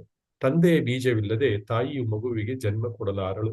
ಆದ್ದರಿಂದ ಅಸಂಖ್ಯ ಬ್ರಹ್ಮಾಂಡಗಳಲ್ಲಿ ನಾನಾ ವಿಧ ರೂಪ ಸ್ಥಿತಿಗಳಲ್ಲಿರುವ ಜೀವಿಗಳೆಲ್ಲರೂ ಸರ್ವಶಕ್ತಪಿತ ದೇವೋತ್ತಮ ಪರಮಪುರುಷನ ಬೀಜಗಳಿಂದ ಜನಿಸಿದವರಾಗಿದ್ದಾರೆ. ಅಲ್ಪಜ್ಞಾನವುಳ್ಳ ಮನುಷ್ಯನಿಗೆ ಮಾತ್ರ ಅವರು ಭೌತಿಕ ಪ್ರಕೃತಿಯ ಹುಟ್ಟೆಂದು ತೋರುತ್ತಾರೆ. ಪರಮಪ್ರಭುವಿನ ಭೌತಿಕ ಶಕ್ತಿಗೆ ಅಧೀನರಾಗಿ ಬ್ರಹ್ಮನಿಂದ ಮೊದಲುಗೊಂಡು ಕ್ಷುದ್ರ ಇರಿವೆಯವರೆಗೂ ಎಲ್ಲಾ ಜೀವಿಗಳು ಅವರ ಪೂರ್ವ ಕರ್ಮಾನುಸಾರ ವಿವಿಧ ದೇಹಗಳಲ್ಲಿ ವ್ಯಕ್ತರಾಗುತ್ತಾರೆ. ಭೌತಿಕ ಪ್ರಕೃತಿಯು ಭಗವಂತನ ಶಕ್ತಿಗಳಲ್ಲಿ ಒಂದು. ಭಗವದ್ಗೀತೆ 7.4. ಭೌತಿಕ ಪ್ರಕೃತಿಯು ಪರಾಪ್ರಕೃತಿಯಾಗಿರುವ ಜೀವಿಗಳಿಗೆ ಹೋಲಿಸಿದರೆ ಅಧಮವಾದುದಾಗಿದೆ. ಭಗವಂತನ ಪರಾಪ್ರಕೃತಿ ಮತ್ತು ಅಪರಾಪ್ರಕೃತಿಗಳೆರಡೂ ಸಕಲ ವಿಶ್ವ ವ್ಯವಹಾರಗಳ ಅಭಿವ್ಯಕ್ತಿಗಾಗಿ ಸಂಯೋಜಿತವಾಗುತ್ತವೆ. ಕೆಲವು ಜೀವಿಗಳು ಉತ್ತಮ ಜೀವನ ಸ್ಥಿತಿಗಳಲ್ಲಿ ತುಲನಾತ್ಮಕವಾಗಿ ಸಂತಸದಲ್ಲಿರುತ್ತಾರೆ, ಆದರೆ ಇತರರು ದುಃಖಿತ ಜೀವನ ಸ್ಥಿತಿಯಲ್ಲಿರುತ್ತಾರೆ. ಆದರೆ ವಾಸ್ತವವಾಗಿ ಅವರ್ಯಾರೂ ಭೌತಿಕ ಬದ್ಧ ಜೀವನಗಳಲ್ಲಿ ಸುಖಿಗಳಾಗಿಲ್ಲ. ಕಾರಾಗೃಹದಲ್ಲಿ ಒಬ್ಬನು ಪ್ರಥಮ ವರ್ಗದ ಕೈದಿಯಾಗಿರಬಹುದು, ಮತ್ತೊಬ್ಬನು ತೃತೀಯ ವರ್ಗದ ಕೈದಿಯಾಗಿರಬಹುದು. ಆದರೆ ಯಾರೊಬ್ಬರೂ ಕಾರಾಗೃಹ ಜೀವನದಲ್ಲಿ ಸುಖಿಗಳಲ್ಲ. ಬುದ್ಧಿವಂತ ವ್ಯಕ್ತಿಯು ತೃತೀಯ ವರ್ಗದ ಕಾರಾಗೃಹ ಜೀವನದಿಂದ ಪ್ರಥಮ ವರ್ಗದ ಕಾರಾಗೃಹ ಜೀವನಕ್ಕೆ ಉನ್ನತಿ ಪಡೆಯಲು ಪ್ರಯತ್ನಿಸಬಾರದು. ಬದಲಾಗಿ ಕಾರಾಗೃಹದಿಂದ ಪೂರ್ಣವಾಗಿ ಬಿಡುಗಡೆ ಪಡೆಯಲು ಪ್ರಯತ್ನಿಸಬೇಕು. ಒಬ್ಬನು ಪ್ರಥಮ ವರ್ಗದ ಕೈದಿಯಾಗಿ ಉನ್ನತಿ ಹೊಂದಬಹುದು, ಆದರೆ ಅದೇ ಪ್ರಥಮ ವರ್ಗದ ಕೈದಿಯು ಮುಂದಿನ ಅವಧಿಯಲ್ಲಿ ಮತ್ತೆ ತೃತೀಯ ವರ್ಗದ ಕೈದಿಯಾಗಿ ಅವನತಿ ಹೊಂದಬಹುದು. ಕಾರಾಗೃಹ ಜೀವನದಿಂದ ಮುಕ್ತನಾಗಲು ಭಗವದ್ಧಾಮಕ್ಕೆ ಹಿಂದಿರುಗಲು ಪ್ರಯತ್ನಿಸಬೇಕು. ಅದೇ ಎಲ್ಲಾ ವಿಧದ ಜೀವಿಗಳ ನೈಜ ಗುರಿಯಾಗಿರುತ್ತೆ. ಹರೇ ಕೃಷ್ಣ ಪ್ರಭುಜಿ, ಧನ್ಯವಾದ. ಹರೇ ಕೃಷ್ಣ. ಸೊ ಇದೆಲ್ಲವೂ ಜೀವಿಗಳು. ಸೊ ಹೀಗೆ ಆಕ್ಚುಲಿ ನಮ್ಮ ಜೀವನ ಕೂಡ ಭೌತಿಕ ಜಗತ್ತಿನಲ್ಲಿ ಇಷ್ಟು ಜೀವಿಗಳಲ್ಲಿ ನಾವು ಒಂದರಿಂದ ಇನ್ನೊಂದಕ್ಕೆ ಹೋಗ್ತಾ ಇದ್ದೇವೆ ಅಷ್ಟೇ. ಬ್ರಹ್ಮಾಂಡ ಭ್ರಮಿತೆ. ಸೊ ನಾವು ಭ್ರಮಣ ಎಲ್ಲ ಜೀವಿಗಳು ಎಷ್ಟಿದೆ. ಸೊ ಒಂದೊಂದ್ಸಲ ಇರ್ಬೋದು, ಒಳ್ಳೆ ಜನ್ಮ ಇರ್ಬೋದು ನಮ್ಗೆ. ಅದಕ್ಕೆ ಪ್ರಭುಪಾದರು ಹೇಳೋದು ಪ್ರಥಮ ದರ್ಜೆಯ ಕಾರಾಗೃಹ ಅಂತ ಹೇಳ್ತಾರೆ. ಕೈದಿ, ಪ್ರಥಮ ವರ್ಗದ ಕೈದಿ ದೇವತೆಗಳು. ಸೊ ಅವರ ಜೀವಾವಧಿ ತುಂಬಾ ದೊಡ್ಡದು, ಅವರ ಇನ್ನ ಭೌತಿಕ ಆನಂದ ಪಡೆಯೋ ಸೌಲಭ್ಯಗಳು ತುಂಬಾ ದೊಡ್ಡದು, ಇಂದ್ರಿಯ ಶಕ್ತಿ ಬಹಳ ದೊಡ್ಡದು. ಸೊ ಆದರೂ ಕೂಡ ಹೇಳ್ತಾ ಇದ್ದಾರೆ ಇದು ಶಾಶ್ವತವಲ್ಲ. ಸೊ ಒಮ್ಮೊಮ್ಮೆ ಅವರು ಕೂಡ ಪತನಗೊಳ್ತಾರೆ. ಸೊ ಹೀಗೆ ಒಂದು ಜೈಲಿಂದ ಇನ್ನೊಂದು ಜೈಲಿಗೆ ಹೋಗೋದು ನಮ್ಮ ಗುರಿ ಅಲ್ಲ, ಜೈಲಿಂದ ಬಿಡುಗಡೆ ಆಗೋದು ನಮ್ಮ ಗುರಿ. ಸೊ ಹಾಗೆ ಶ್ರೀಲ ಪ್ರಭುಪಾದರು ಮತ್ತೆ ನಮಗೆ ನೆನಪು ಮಾಡ್ತಾ ಇರೋದು, ಎಷ್ಟು ಜೀವಿಗಳಿದೆ, ಎಷ್ಟು ದೇಹಗಳಿದೆ, ಇದೆಲ್ಲವೂ ಕೂಡ ಭೌತಿಕವಾದದ್ದೇ. ಸೊ ಇದ್ಯಾವುದು ಕೂಡ ನಮ್ಮ ನಿಜವಾದ ದೇಹವಲ್ಲ, ನಿಜವಾದ ಸ್ವರೂಪವಲ್ಲ ಇದ್ಯಾವುದು ಕೂಡ.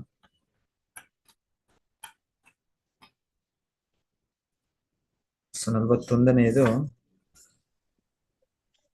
ಸತ್ವಂ ರಜಸ್ತಮ ಇತಿ. ಸತ್ವಂ ರಜಸ್ತಮ ಇತಿ ತಿಸ್ರ ಸುರನ್ ನಾರಕಾಹ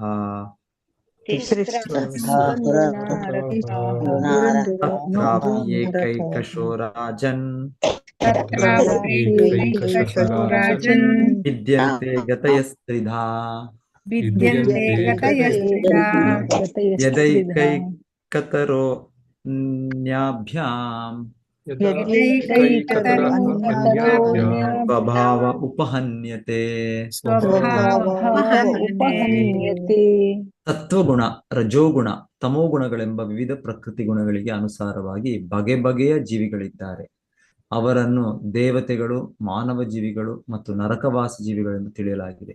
ರಾಜನೇ, ಒಂದು ವಿಶಿಷ್ಟ ಪ್ರಕೃತಿ ಗುಣವೂ ಕೂಡ ಇತರ ಎರಡರೊಂದಿಗೆ ಮಿಶ್ರವಾಗಿ 3 ಭಾಗವಾಗಿದೆ ಮತ್ತು ಹೀಗೆ ಪ್ರತಿಯೊಂದು ಬಗೆಯ ಜೀವಿಯು ಇತರ ಗುಣಗಳಿಂದ ಪ್ರಭಾವಿತನಾಗುತ್ತಾನೆ ಮತ್ತು ಅದರ ಸ್ವಭಾವಗಳನ್ನು ಪಡೆಯುತ್ತಾನೆ. ಈ ಭಾವಾರ್ಥನ ಬಹಳ ಚೆನ್ನಾಗಿದೆ. ಓದಿ ಯಾರು.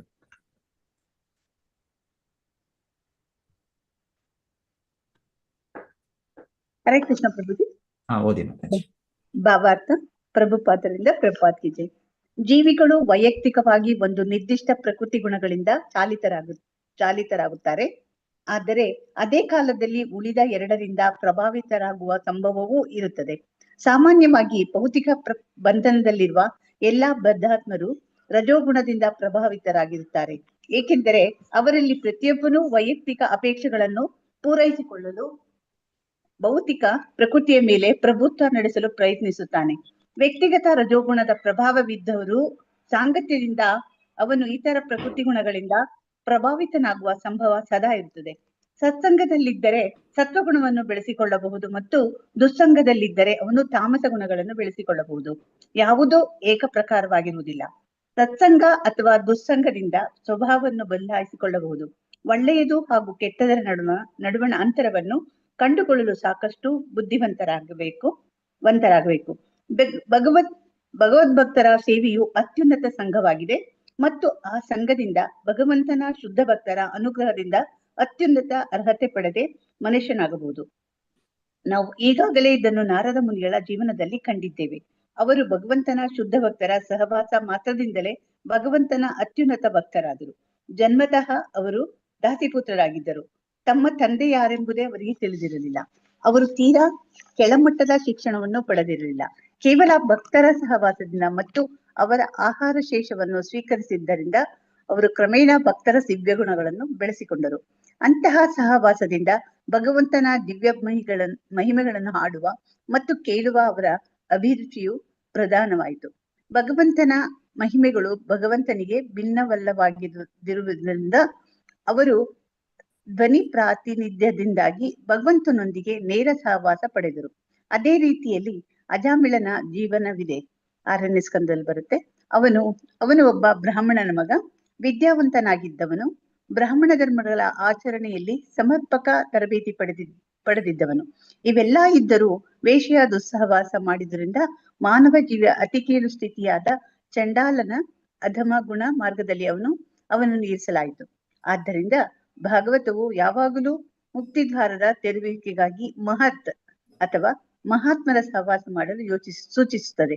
ಭೌತಿಕ ಪ್ರಪಂಚದ ಮೇಲೆ ಪ್ರಭುತ್ವದಲ್ಲಿ ತೊಡಗಿದ ವ್ಯಕ್ತಿಗಳ ಸಂಘವೆಂದರೆ ನರಕದ ಅಂಧಕಾರಮಯ ವಲಯವನ್ನು ಪ್ರವೇಶಿಸಿದ ಹಾಗೆ. ಮಹಾತ್ಮರ ಸಂಘದಿಂದ ಸ್ವತಃ ಉನ್ನತಿಗೇರಲು ಪ್ರಯತ್ನಿಸಬೇಕು. ಅದು ಜೀವನದ ಪರಿಪೂರ್ಣತೆಯ ಪಥವಾಗಿದೆ. ಹರೇ ಕೃಷ್ಣ ಪ್ರಭುಜಿ. ಹರೇ ಕೃಷ್ಣ.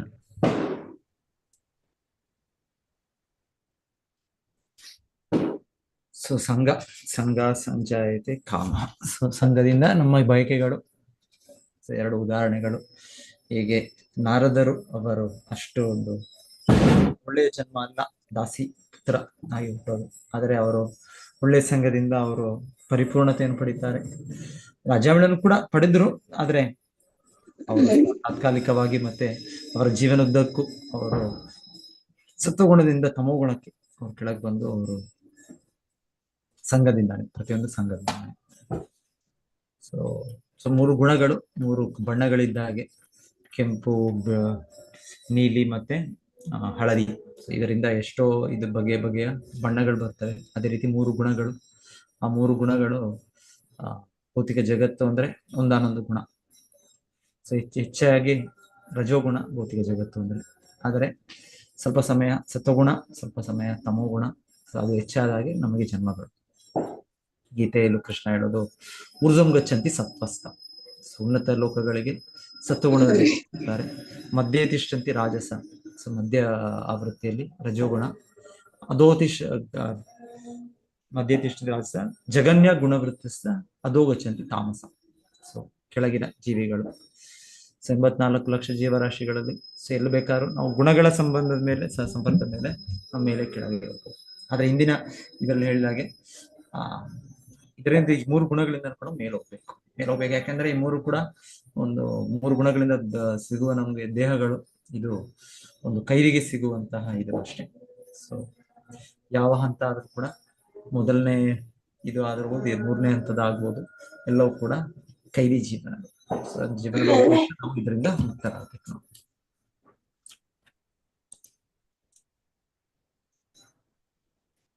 ಆಕ್ಚುಲಿ ಒಂದು ರೀತಿ ವಿವರಣೆ ಏನಂದ್ರೆ ಇದೆಲ್ಲ ಹೇಳಿ ವಿಸರ್ಗ ಬ್ರಹ್ಮನ ಸೃಷ್ಟಿಯ ವಿವರಣೆ ಅಂತ ಹೇಳ್ತಾರೆ. ಈಶ್ವರವಾಗ್ತಾ ಇರೋದು 42. ಸ ಏವೇದಂ ಜಗದ್ಧಾತ ಭಗವಾನ್ ಧರ್ಮ ರೂಪ ದೃಕ್ ಉಷ್ಣಾತಿ ಸ್ಥಾಪಯನ್ ವಿಶ್ವಂ ತಿರ್ಯನ್ ನರಸುರಾದಿಭಿಃ.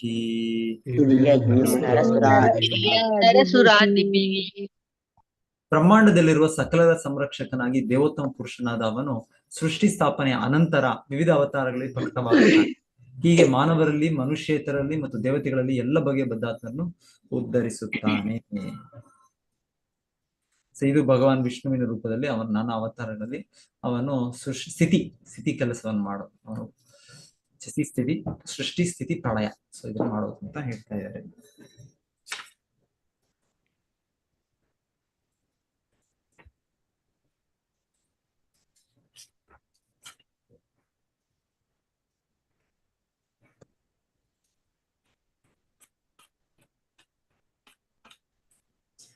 ತತಃ ಕಾಲಾಗ್ನಿ ರುದ್ರಾತ್ಮ ಯತ್ ಸೃಷ್ಟಂ ಇದಮಾತ್ಮನಃ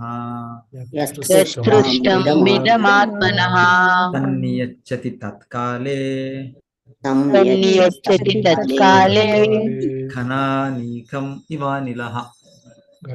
ಘನಾನೀಕಮಿವಾನಿಲಃ. ಅನಂತರ ಕಲ್ಪಾಂತರದಲ್ಲಿ ಸ್ವಯಂ ಭಗವಂತನು ಲಯಕರ್ತನಾದ ರುದ್ರನ ರೂಪದಲ್ಲಿ ವಾಯು ಮೋಡಗಳನ್ನು ಸ್ಥಳ ಪಲ್ಲಟಗೊಳಿಸುವಂತೆ ಸಂಪೂರ್ಣ ಸೃಷ್ಟಿಯನ್ನು ನಾಶ ಮಾಡುತ್ತಾನೆ. ಸೊ ಇದು ರುದ್ರನ ರೂಪದಲ್ಲಿ ರುದ್ರ ಗುಣಾವತಾರ, ತಮೋ ಗುಣದ ಗುಣಾವತಾರ ಅಂತ ಹೇಳ್ಬೋದು. ಮತ್ತೆ ಲಯ ಲಯ ಸ್ತುತಿ, ಸೃಷ್ಟಿ, ಸ್ಥಿತಿ, ಪ್ರಳಯ, ಇದು ರುದ್ರನ ರೂಪದಲ್ಲಿ ಮಾಡುವುದು.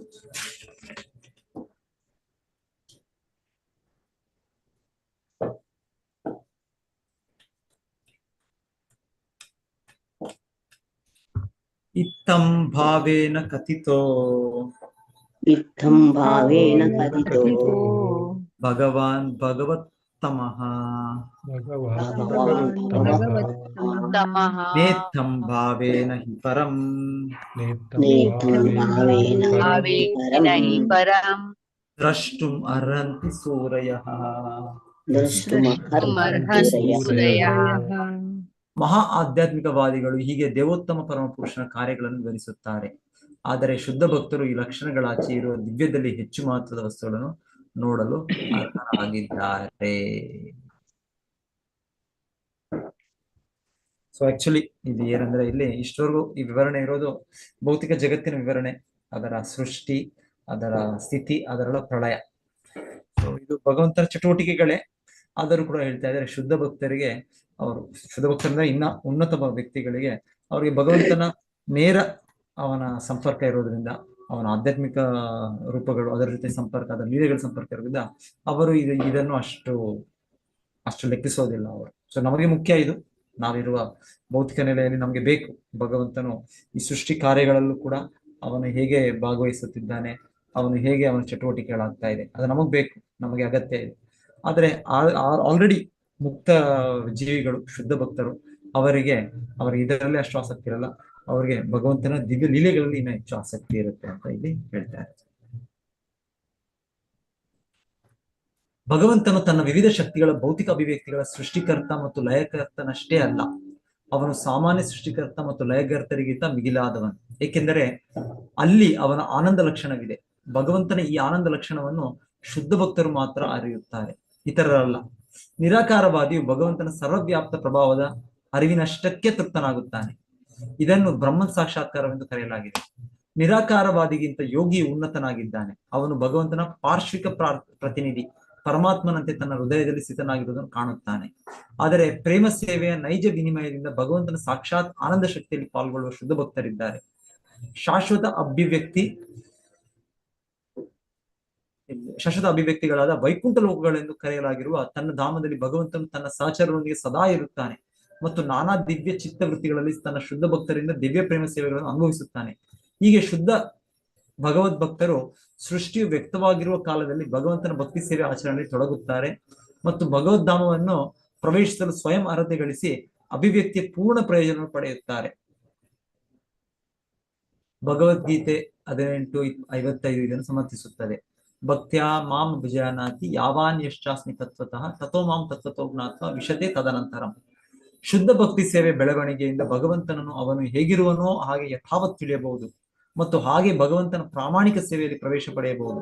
ಗೋಲೋಕ ವೃಂದಾವನದಲ್ಲಿ ಭಗವಂತನೊಂದಿಗೆ ಅತ್ಯಂತ ಆಹ್ಲಾದಕರ ಸಹವಾಸವನ್ನು ಹೊಂದಬಹುದು. ಅಲ್ಲಿ ಶ್ರೀಕೃಷ್ಣನು ಸ್ವತಃ ಗೋಪಿಯರೊಡನೆ ಮತ್ತು ತನ್ನ ಪ್ರೀತಿಪಾತ್ರ ಪ್ರಾಣಿಗಳಾದ ಸುರಭಿ ಗೋವುಗಳೊಡನೆ ಸುಖಿಸುತ್ತಾನೆ. ಶ್ರೀಕೃಷ್ಣನ ದಿವ್ಯ ಭೂಮಿಯ ವರ್ಣನೆಯನ್ನು ಬ್ರಹ್ಮ ಸಂಹಿತೆಯಲ್ಲೂ ಕೊಡೆಯಲಾಗಿದೆ. ಈ ಸಂಬಂಧದಲ್ಲಿ ಅದು ಅಧಿಕೃತ ಸಾಹಿತ್ಯವೆಂದು ಶ್ರೀ ಚೈತನ್ಯ ಮಹಾಪ್ರಭುಗಳು ಪರಿಭಾವಿಸಿದ್ದಾರೆ. ನಾಸ್ಯ ಕರ್ಮಣಿ ಜನ್ಮಾದೋ ಪರಸ್ಯಾನು ವಿಧೀಯತೆ ಕರ್ತೃತ್ವ ಪ್ರತಿಷೇಧಾರ್ಥಂ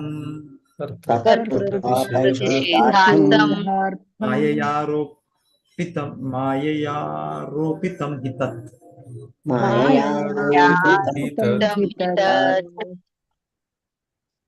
ಭೌತಿಕ ಜಗತ್ತಿನ ಸೃಷ್ಟಿ ಮತ್ತು ಲಯಗಳಲ್ಲಿ ಭಗವಂತನ ನೇರ ಕರ್ತೃತ್ವವೇನೂ ಇಲ್ಲ. ಅವನ ಸಾಕ್ಷಾತ್ ಪ್ರವೇಶದ ವಿಷಯವಾಗಿ ವೇದಗಳಲ್ಲಿ ವರ್ಣಿಸಲಾಗಿರುವುದು ಕೇವಲ ಭೌತಿಕ ಪ್ರಕೃತಿಯೇ ಕರ್ತೃ ಎಂಬ ಅಭಿಪ್ರಾಯವನ್ನು ಪ್ರತಿನಿಷೇಧಿಸುವುದಕ್ಕಾಗಿ.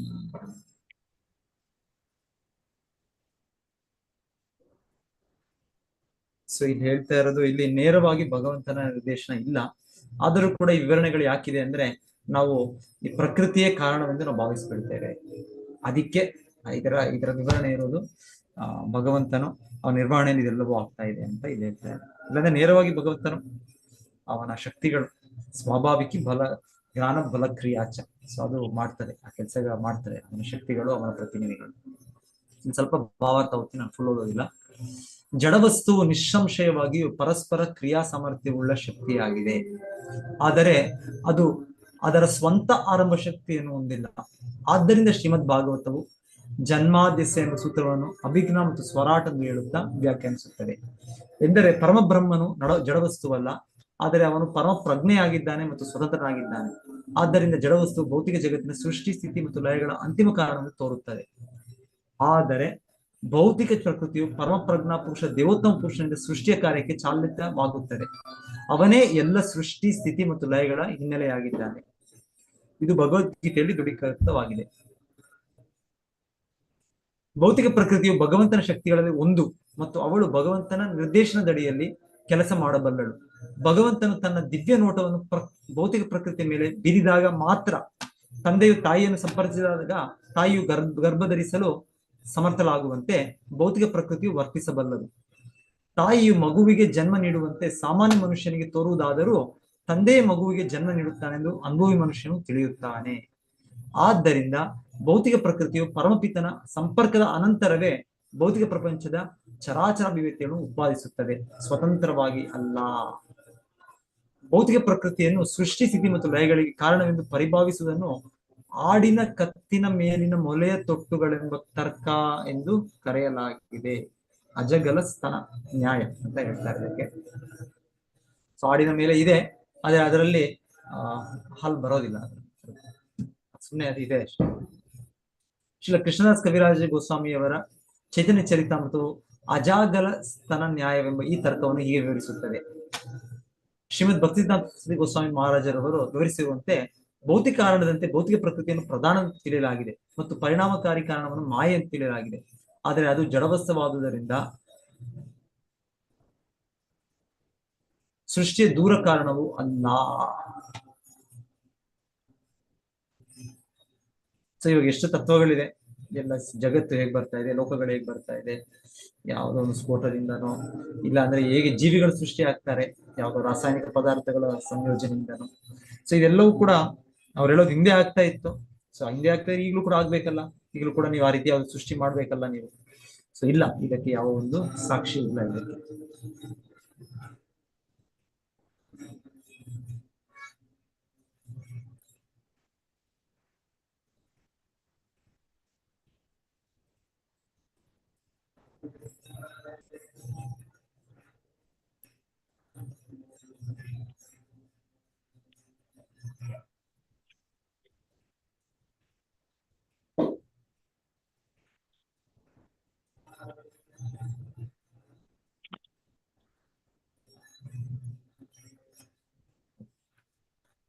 ನಲವತ್ತಾರು. ಅಯಂ ತು ಬ್ರಹ್ಮಣ ಕಲ್ಪಃ ಸವಿಕಲ್ಪ ಉದಾಹೃತಃ ವಿಧಿ ಸಾಧಾರಣೋ ಯತ್ರ ಸರ್ಗ ಪ್ರಾಕೃತ ವೈಕೃತಾಃ.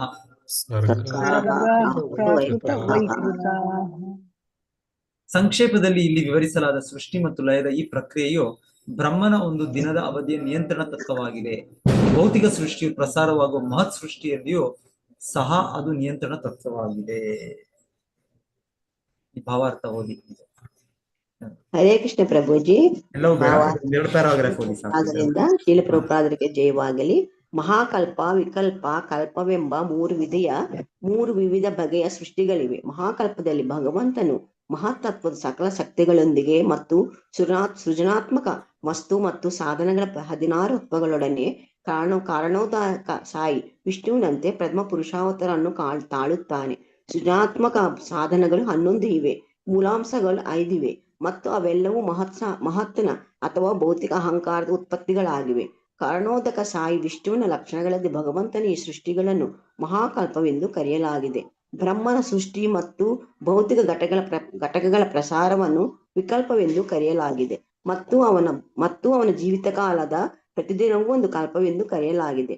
ಅದರಿಂದ ಬ್ರಹ್ಮನ ಪ್ರತಿದಿನವೂ ಒಂದು ಕಲ್ಪವೆನ್ನಲಾಗಿದೆ. ಮತ್ತು ಬ್ರಹ್ಮನ ದಿನಗಳ ಲೆಕ್ಕದಲ್ಲಿ 30 ಕಲ್ಪಗಳಿವೆ. ಭಗವದ್ಗೀತೆಯಲ್ಲಿ 8.15 ಶ್ಲೋಕದಲ್ಲಿ ಇದು ಕೂಡ ಹೀಗೆ ಸಮರ್ಥಿತವಾಗಿದೆ. ಹರೇ ಕೃಷ್ಣ ಪ್ರಭು. ಸಹಸ್ರಯುಗ ಪರ್ಯಂತಂ ಅರ್ಹದ್ದು ಬ್ರಹ್ಮಣೋ ವಿದುಹು ರಾತ್ರಿಯುಗ ಸಹಸ್ರಾಂತಂ ತೇ ಅಹೋರಾತ್ರ ವಿದೋ ಜನಃ. ಊರ್ಧ್ವಲೋಕ ವ್ಯವಸ್ಥೆಯಲ್ಲಿ ಒಂದು ಪೂರ್ಣ ದಿನ ಮತ್ತು ರಾತ್ರಿ ಅವಧಿಯು ಭೂಮಿಯ ಮೇಲೆ ಒಂದು ಪೂರ್ಣ ವರ್ಷಕ್ಕೆ ಸಮವಾಗಿದೆ. ಇದು ಆಧುನಿಕ ವಿಜ್ಞಾನಿಯಿಂದ ಕೂಡ ಅಂಗೀಕೃತವಾಗಿದೆ ಮತ್ತು ಗಗನಗಾತ್ ಯಾತ್ರಿಗಳಿಂದ ಪ್ರಮಾಣಿತವಾಗಿದೆ. ಅದರಂತೆಯೇ ಅದಕ್ಕಿಂತ ಉನ್ನತ ಪ್ರಾಂತದ ಲೋಕ ವ್ಯವಸ್ಥೆಯಲ್ಲಿ ಹಗಲು ಮತ್ತು ರಾತ್ರಿ ಅವಧಿಯು ಸ್ವರ್ಗಲೋಕದಲ್ಲಿ ಇರುವುದಕ್ಕಿಂತ ಸ್ವಲ್ಪ ಹೆಚ್ಚಾಗಿರುತ್ತದೆ.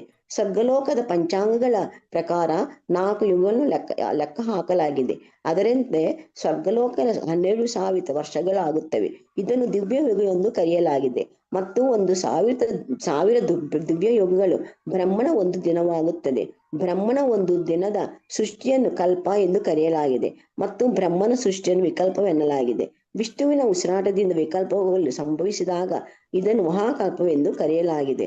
ಮಹಾಕಲ್ಪಗಳು, ವಿಕಲ್ಪಗಳು ಮತ್ತು ಕಲ್ಪಗಳ ಕ್ರಮವಾದ ಮಸ್ತು ವ್ಯವಸ್ಥಿತವಾದ ಕಾಲಚಕ್ರಗಳಿವೆ.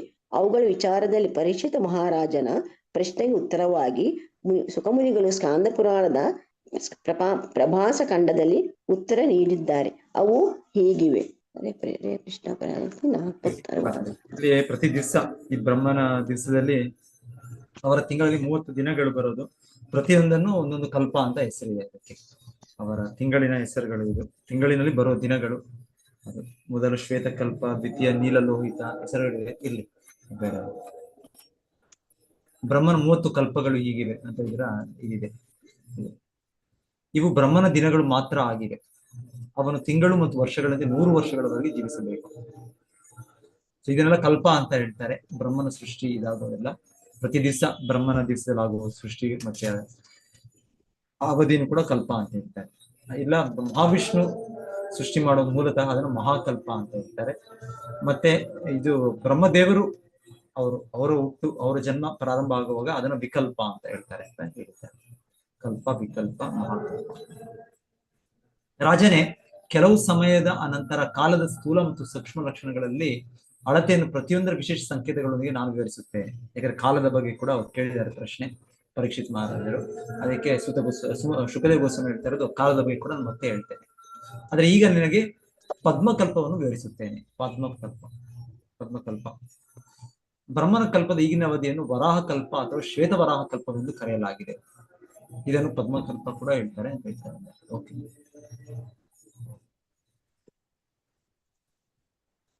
ಏಕೆಂದರೆ ಭಗವಂತನ ವರಾಹ ಅವತಾರವು ಬ್ರಹ್ಮನ ಸೃಷ್ಟಿಯ ಅವಧಿಯಲ್ಲಿ ನಡೆಯಿತು.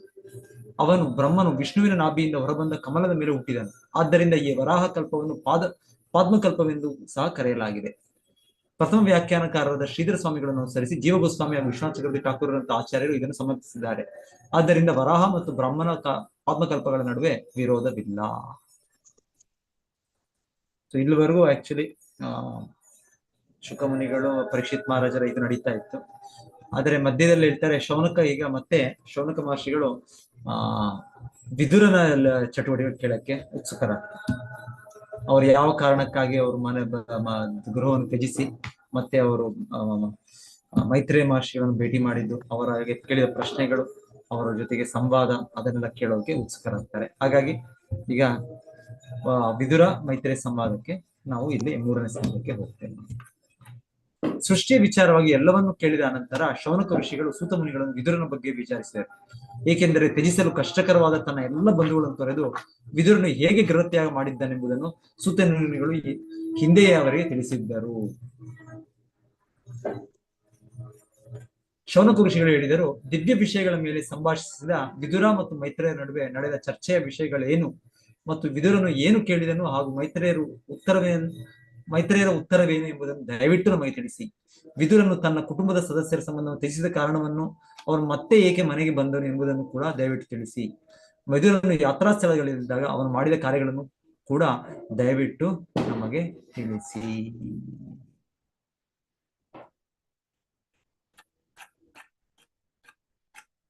ಸೂತಮುನಿಗಳು ವಿವರಿಸಿದರು. ಪರೀಕ್ಷಿತ ರಾಜನ ಪ್ರಶ್ನೆಗಳಿಗೆ ಮಹಾಮುನಿ ವಿವರಿಸಿದ ಅದೇ ವಿಷಯಗಳನ್ನೇ ನಾನೀಗ ನಿಮಗೆ ವಿವರಿಸುತ್ತೇನೆ.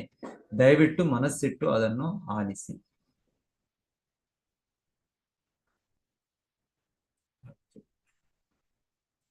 ಇಲ್ಲಿಗೆ ಶ್ರೀಮದ್ ಭಾಗವತದ 2ನೇ ಸ್ಕಂದದ ಭಾಗವತ ಸಕಲ ಪ್ರಶ್ನೆಗಳಿಗೆ ಉತ್ತರ ಎಂಬ 10ನೇ ಅಧ್ಯಾಯದ ಭಕ್ತಿವೇದ ಭಾವಾರ್ಥ ಮುಗಿಯಿತು. 2ನೇ ಸ್ಕಂದ ಮುಗಿಯಿತು.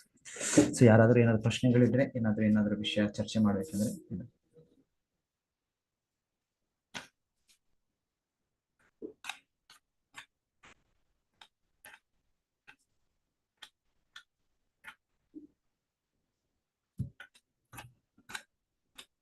ಪ್ರಭುಜಿ ಹರೇ ಕೃಷ್ಣ. ಪ್ಯಾಂಥಿಸಂ ಬಗ್ಗೆ ಹೇಳಿದ್ರಲ್ಲ ಪ್ರಭುಜಿ, ಪ್ಯಾಂಥಿಸಂ ಅಂತ ಹೇಳಿದ್ರಲ್ಲ ನೀವು, ವಿಶ್ವ ಐಕ್ಯವಾದ ಅಂತ, ವಿಶ್ವದನ್ನೇ ಒಂದು ಭಗವಂತನ ರೂಪವಾಗಿ ನೋಡೋದು. ಒಂದು ರೀತಿ ಎಲ್ಲ ಕಡೆ ಭಗವಂತನಿದ್ದಾನೆ. ಇವೆ ನಮಗೆ ಕಾಣುವುದು ನಮ್ಮ ಭೌತಿಕ ದೃಷ್ಟಿ. ಈಗ ನಮ್ಗೆ ಭೌತಿಕ ವಸ್ತುಗಳೇ ಕಾಣೋದು ನಮ್ಗೆ. ಸೊ ಇದರಲ್ಲೇ ಭಗವಂತನನ್ನು ಕಾಣುವುದು ರೀತಿಯಲ್ಲಿ. ಈ ಕಲ್ಪನೆಯಲ್ಲಿ ನಮ್ಗೆ ಆದಿ ಆಮೇಲೆ ಅಂತ್ಯ, ಪ್ರಾರಂಭ ಮತ್ತು ಅಂತ್ಯ ಇದೆ ಅಂತ ಅಂತ್ಯ ಇದೆ. ಭೌತಿಕ ಜಗತ್ತಿಗೆ ಇದೆ ಆದಿ ಇದೆ, ಇದಕ್ಕೆ ಅಂತ್ಯ ಇದೆ. ಧನ್ಯವಾದಗಳು ಪ್ರಭುಜಿ. ಈ ರೀತಿಯ ವಿವರಣೆಯಲ್ಲಿ ಹೇಳ್ತಾರೆ, ಇಲ್ಲಿ ನಾವು ನಮ್ಮ ಅಸ್ತಿತ್ವ ಎಷ್ಟು ಚಿಕ್ಕದು ಅಂತ ತಿಳ್ಕೊಳ್ಬಹುದು. ಮತ್ತೆ ಈ ಎಷ್ಟು ನಮಗೆ ಒಂದು ಪರದೆಗಳು ವಿವರಣೆ ಇದ್ದದಿಲ್ಲಿ ದೇಹ, ಚರ್ಮ, ಇದೆಲ್ಲ ಇಂದ್ರಿಯಗಳು, ಇದೆಲ್ಲವೂ ನಮ್ಮನ್ನು ಬಂಧಿಸಿ ಇಟ್ಟಿದೆ ನಮಗೆ. ಸೊ ಅಷ್ಟು ನಮ್ಮ ಅಸ್ತಿತ್ವ ತುಂಬಾ ಚಿಕ್ಕದು. ಮತ್ತೆ ಈ ಭಗವಂತನ ವಿಶ್ವರೂಪದ ಅಸ್ತಿತ್ವ ವಿವರಣೆಯಲ್ಲಿ ಅಷ್ಟೊಂದು ಬೃಹದಾಕಾರದ ಅಸ್ತಿತ್ವ. ಸೊ ಅದರಲ್ಲಿ ನಾವು ತುಂಬಾ ಚಿಕ್ಕ ಅಸ್ತಿತ್ವ, ನಮ್ಗೆ ಚಿಕ್ಕ ಜೀವಿ ನಾವು. ಸೊ ಆ ರೀತಿ ನಮ್ಮ ಸ್ವರೂಪ ಎಷ್ಟು ಚಿಕ್ಕದು, ನಮ್ಮ ಬುದ್ಧಿ ಎಷ್ಟು ಚಿಕ್ಕದು, ನಮ್ಮ ಗುಣಗಳು ಎಷ್ಟು ಚಿಕ್ಕದು, ನಮ್ಮ ಶಕ್ತಿ ಎಷ್ಟು ಚಿಕ್ಕದು. ಸೊ ಆ ರೀತಿ ಅರ್ಥ ಮಾಡ್ಕೊಳ್ಬಹುದು ಕೂಡ ಅಂತ ನಾವು ಹೇಳ್ತೇವೆ ಈ ರೀತಿ ವಿವರಣೆಗಳಿಂದ. ಥ್ಯಾಂಕ್ ಯು ಪ್ರಭುಜಿ. ಹರೇ ಕೃಷ್ಣ. ಧನ್ಯವಾದ. ಹರೇ ಕೃಷ್ಣ ಪ್ರಭುಜಿ. ಈ ಒಂದು ವಿಭಾಗದ ಪರೀಕ್ಷೆ ವಿಚಾರ ಹೇಳಿ ಪ್ರಭುಜಿ. ಹಾ ಮಾತಾಜಿ. ಸೊ ಈಗ ತಯಾರಾಗಿ ಎಲ್ಲರೂ. ಸೊ ನೆಕ್ಸ್ಟ್ ವೀಕ್ ನಾನು ಹೇಗಿದ್ರು ನಾನು ಕೂಡ ಇಲ್ಲ. ಸೊ ಯಾವಾಗ ಮಾಡೋದು ಇದು? ಸ್ವಲ್ಪ ಸಮಯ ಬೇಕಾಗತ್ತೆ, ಒಂದು 2 weeks. ಯಾಕಂದ್ರೆ ನಾವು ಇದನ್ನು ಓದಿಲ್ಲ ಪೂರ್ತಿಯಾಗಿ ಪ್ರಭುಜಿ.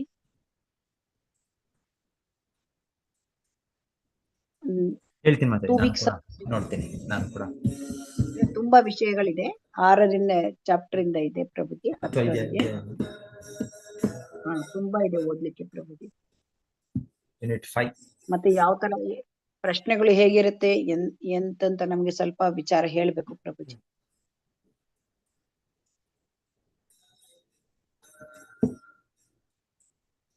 ನಮಗೆ ತಯಾರಾಗ್ಲಿಕ್ಕೆ ಸರಿಯಾಗುತ್ತೆ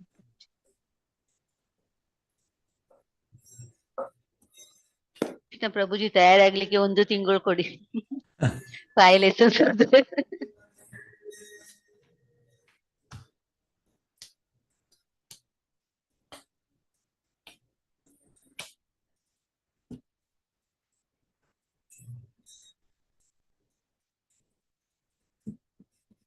ಮತ್ತೆ ಅಟೆಂಡೆನ್ಸ್ ಹಾಕಿದೀರಾ ಮಾತಾಜಿ?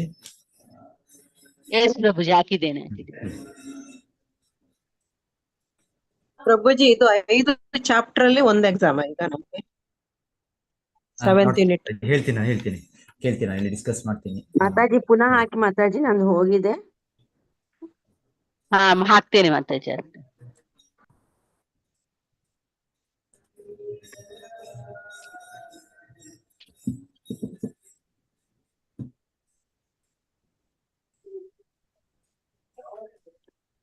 ಮಾತಾಜಿ ಹಾಕಿದ್ದೇನೆ, ಹಾಕಿ. ಥ್ಯಾಂಕ್ ಯು ಮಾತಾಜಿ, ಹಾಕ್ತೀನಿ. ಹರೇ ಕೃಷ್ಣ. ಹರೇ ಕೃಷ್ಣ ಪ್ರಭುಜಿ. ಹರೇ ಕೃಷ್ಣ ಮಾತಾಜಿ. ಪ್ರಭುಜಿ 5ನೇ ಚಾಪ್ಟರ್ ಅಲ್ಲಿ 6 ಪ್ರಶ್ನೆ ಪ್ಲಸ್ 2 ಎನಾಲಜಿ ಇದೆ ಪ್ರಭು. ಇದು ಇದೆ ಪ್ರಭುಜಿ, ಓಪನ್ ಬುಕ್ ಇದು ಅಂತ. ಆಮೇಲೆ 7ನೇ ಇದರಲ್ಲಿ 17 ಪ್ರಶ್ನೆಗಳು, 7 ಮಾತಾಜಿ 5ನೇ ಅಧ್ಯಾಯ ಇಲ್ವಲ್ಲ ಮಾತಾಜಿ, 5 ಮುಗ್ದಿದೆ, 6ರಿಂದ ಅಲ್ವಾ? 6ನೇ ಅಧ್ಯಾಯ ಕನ್ಫ್ಯೂಸ್ ಆಯ್ತು. 6ನೇ ಅಧ್ಯಾಯ 6 ಅನ್ನಕ್ಕೆ 5 ಅಂದ್ಬಿಟ್ಟೆ. ಆಮೇಲೆ 7ನೇ ಅಧ್ಯಾಯದಲ್ಲಿ 17 + 7 ಇದೆ ಪ್ರಸ್ತುತಿ, 7 ಕ್ಲೋಸ್ ಇದು ಓಪನ್ ಬುಕ್ ಇದೆ. ಆಮೇಲೆ 8ನೇ ಅಧ್ಯಾಯದಲ್ಲಿ 13 ಪ್ರಶ್ನೆಗಳು ಮತ್ತು 5 ಓಪನ್ ಬುಕ್ ಇದೆ. ತುಂಬಾ ಇದೆ. ಆಮೇಲೆ 9ನೇದರಲ್ಲಿ 23 ಪ್ರಶ್ನೆಗಳು ಮತ್ತು 7 ಓಪನ್ ಬುಕ್ ಇದೆ.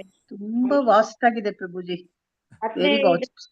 ಚಾಪ್ಟರ್ ಅಲ್ಲಿ 16 ಪ್ರಶ್ನೆಗಳು ಮತ್ತು 5 ಇದು, ಆಮೇಲೆ ಪ್ಲಸ್ 3 ಇನ್ನೊಂದು ಥೆಮೆಟಿಕ್ ಕ್ವಶನ್ಸ್ ಅಂತ ಏನೋ ಇದೆ ಪ್ರಭುಜಿ.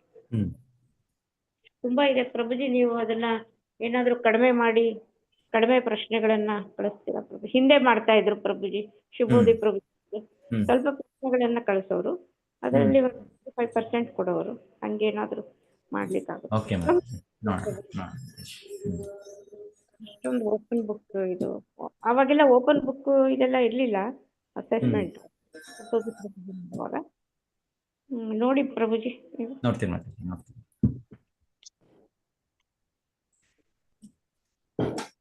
ಪ್ರಭುಜಿ ಬೇಕಾದ್ರೆ ನೀವು 3rd ಕ್ಯಾಂಟೋ ಸ್ಟಾರ್ಟ್ ಮಾಡಿ ಪ್ರಭುಜಿ, ನಮಗೆ ಟೈಮ್ ಕೊಡಿ ಅಷ್ಟೇ, ಈ ಎಕ್ಸಾಮಿಗೆ ಟೈಮ್ ಕೊಡಿ.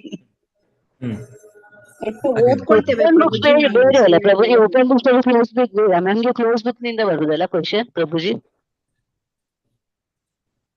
ಹರೇ ಕೃಷ್ಣ. ಹರೇ ಕೃಷ್ಣ ಮಾತಾಜಿ. ಪ್ರಭುಜಿ ಹರೇ ಕೃಷ್ಣ. ಕ್ಲೋಸ್ ಬುಕ್ ನಲ್ಲಿ ಕ್ವಶನ್ ಬರುದಲ್ಲ, ಓಪನ್ ಬುಕ್ಸ್ ನಲ್ಲಿ ಅಲ್ಲ? ಎರಡೂ ಮಾಡೋಣ, ಬೆಟರ್ ಅಂತ ಅನ್ಸುತ್ತೆ ಅಲ್ವಾ? ಟೈಮ್ ಕೊಡೋಣ ಬಿಡಿ ಮಾತಾಜಿ, ಬರೀ ಮಾಡಿ. ಹಿಂದೆ ಎಲ್ಲ ಮಾಡಿಲ್ಲ ಪ್ರಭುಜಿ ನಾವು. ಓಪನ್ ಇದೆ, ಕ್ಲೋಸ್ ಮತ್ತೆ ಬರೀ ಕ್ಲೋಸ್ ಬರೀ ಕ್ಲೋಸ್ ಬುಕ್ ಅಷ್ಟೇನೆ ಮಾಡಿದ್ರು. ಓಪನ್ ಬುಕ್ ಇದು ಅಸೆಸ್ಮೆಂಟ್ ನಾವು ಏನು ಮಾಡಿಲ್ಲ. ಮಾಡಿಲ್ಲ ಪ್ರಭುಜಿ. ನಾನು ಕೇಳ್ತೀನಿ ಮತ್ತೆ ಬೇರೆ ಲ್ಯಾಂಗ್ವೇಜ್ ಎಲ್ಲ ಕೇಳ್ತೀನಿ, ವಿಚಾರಿಸ್ತೀನಿ ರೀ ಅವ್ರು ಹೇಗ್ ಮಾಡ್ತಾ ಇದ್ದಾರೆ ಅಂತ.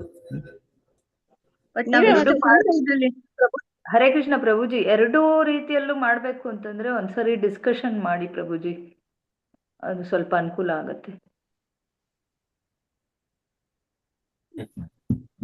ಇಲ್ಲ ಮಾತಾಜಿ, ನಾವ್ ಹಿಂದೆ ಮಾಡ್ಲೇ ಇಲ್ವಲ್ಲ, ಸೊ ಇವಾಗ ನೆಸೆಸಿಟಿ ಬೀಳಲ್ವಾ ಅಲ್ವಾ ಪ್ರಭುಜಿ? ನಾವ್ ಯಾವ್ದು ಒಂದು ಇದ್ರಲ್ಲಿ ಮಾಡೆಲ್ ಅಲ್ಲಿ ಮಾಡ್ಲೇ ಇಲ್ಲ. ಆಕ್ಚುಲಿ ನಾನು ಇದು ಸಿಸ್ಟಮ್ ಆಫ್ ಇದು ನೋಡಿದ ಪ್ರಕಾರ ಅದು ಇಷ್ಟು ಪರ್ಸೆಂಟೇಜ್ ಅಂತ ಇದೆ ಅದರಲ್ಲಿ 30%, 20% ಇಷ್ಟು ಪ್ರತಿಯೊಂದಕ್ಕೆ ಅಂತ ಕೊಟ್ಟಿದ್ದಾರೆ. ಎರಡು ಕೂಡ ಇದೆ ಅಲ್ಲಿ, ಎರಡು ಕೂಡ ಮಾಡ್ಬೇಕು ಅಂತಾನೆ ಅವರಲ್ಲಿ ಕೊಟ್ಟಿರೋ ಇದು ಪ್ರಕಾರ ಎರಡು ಇದೆ.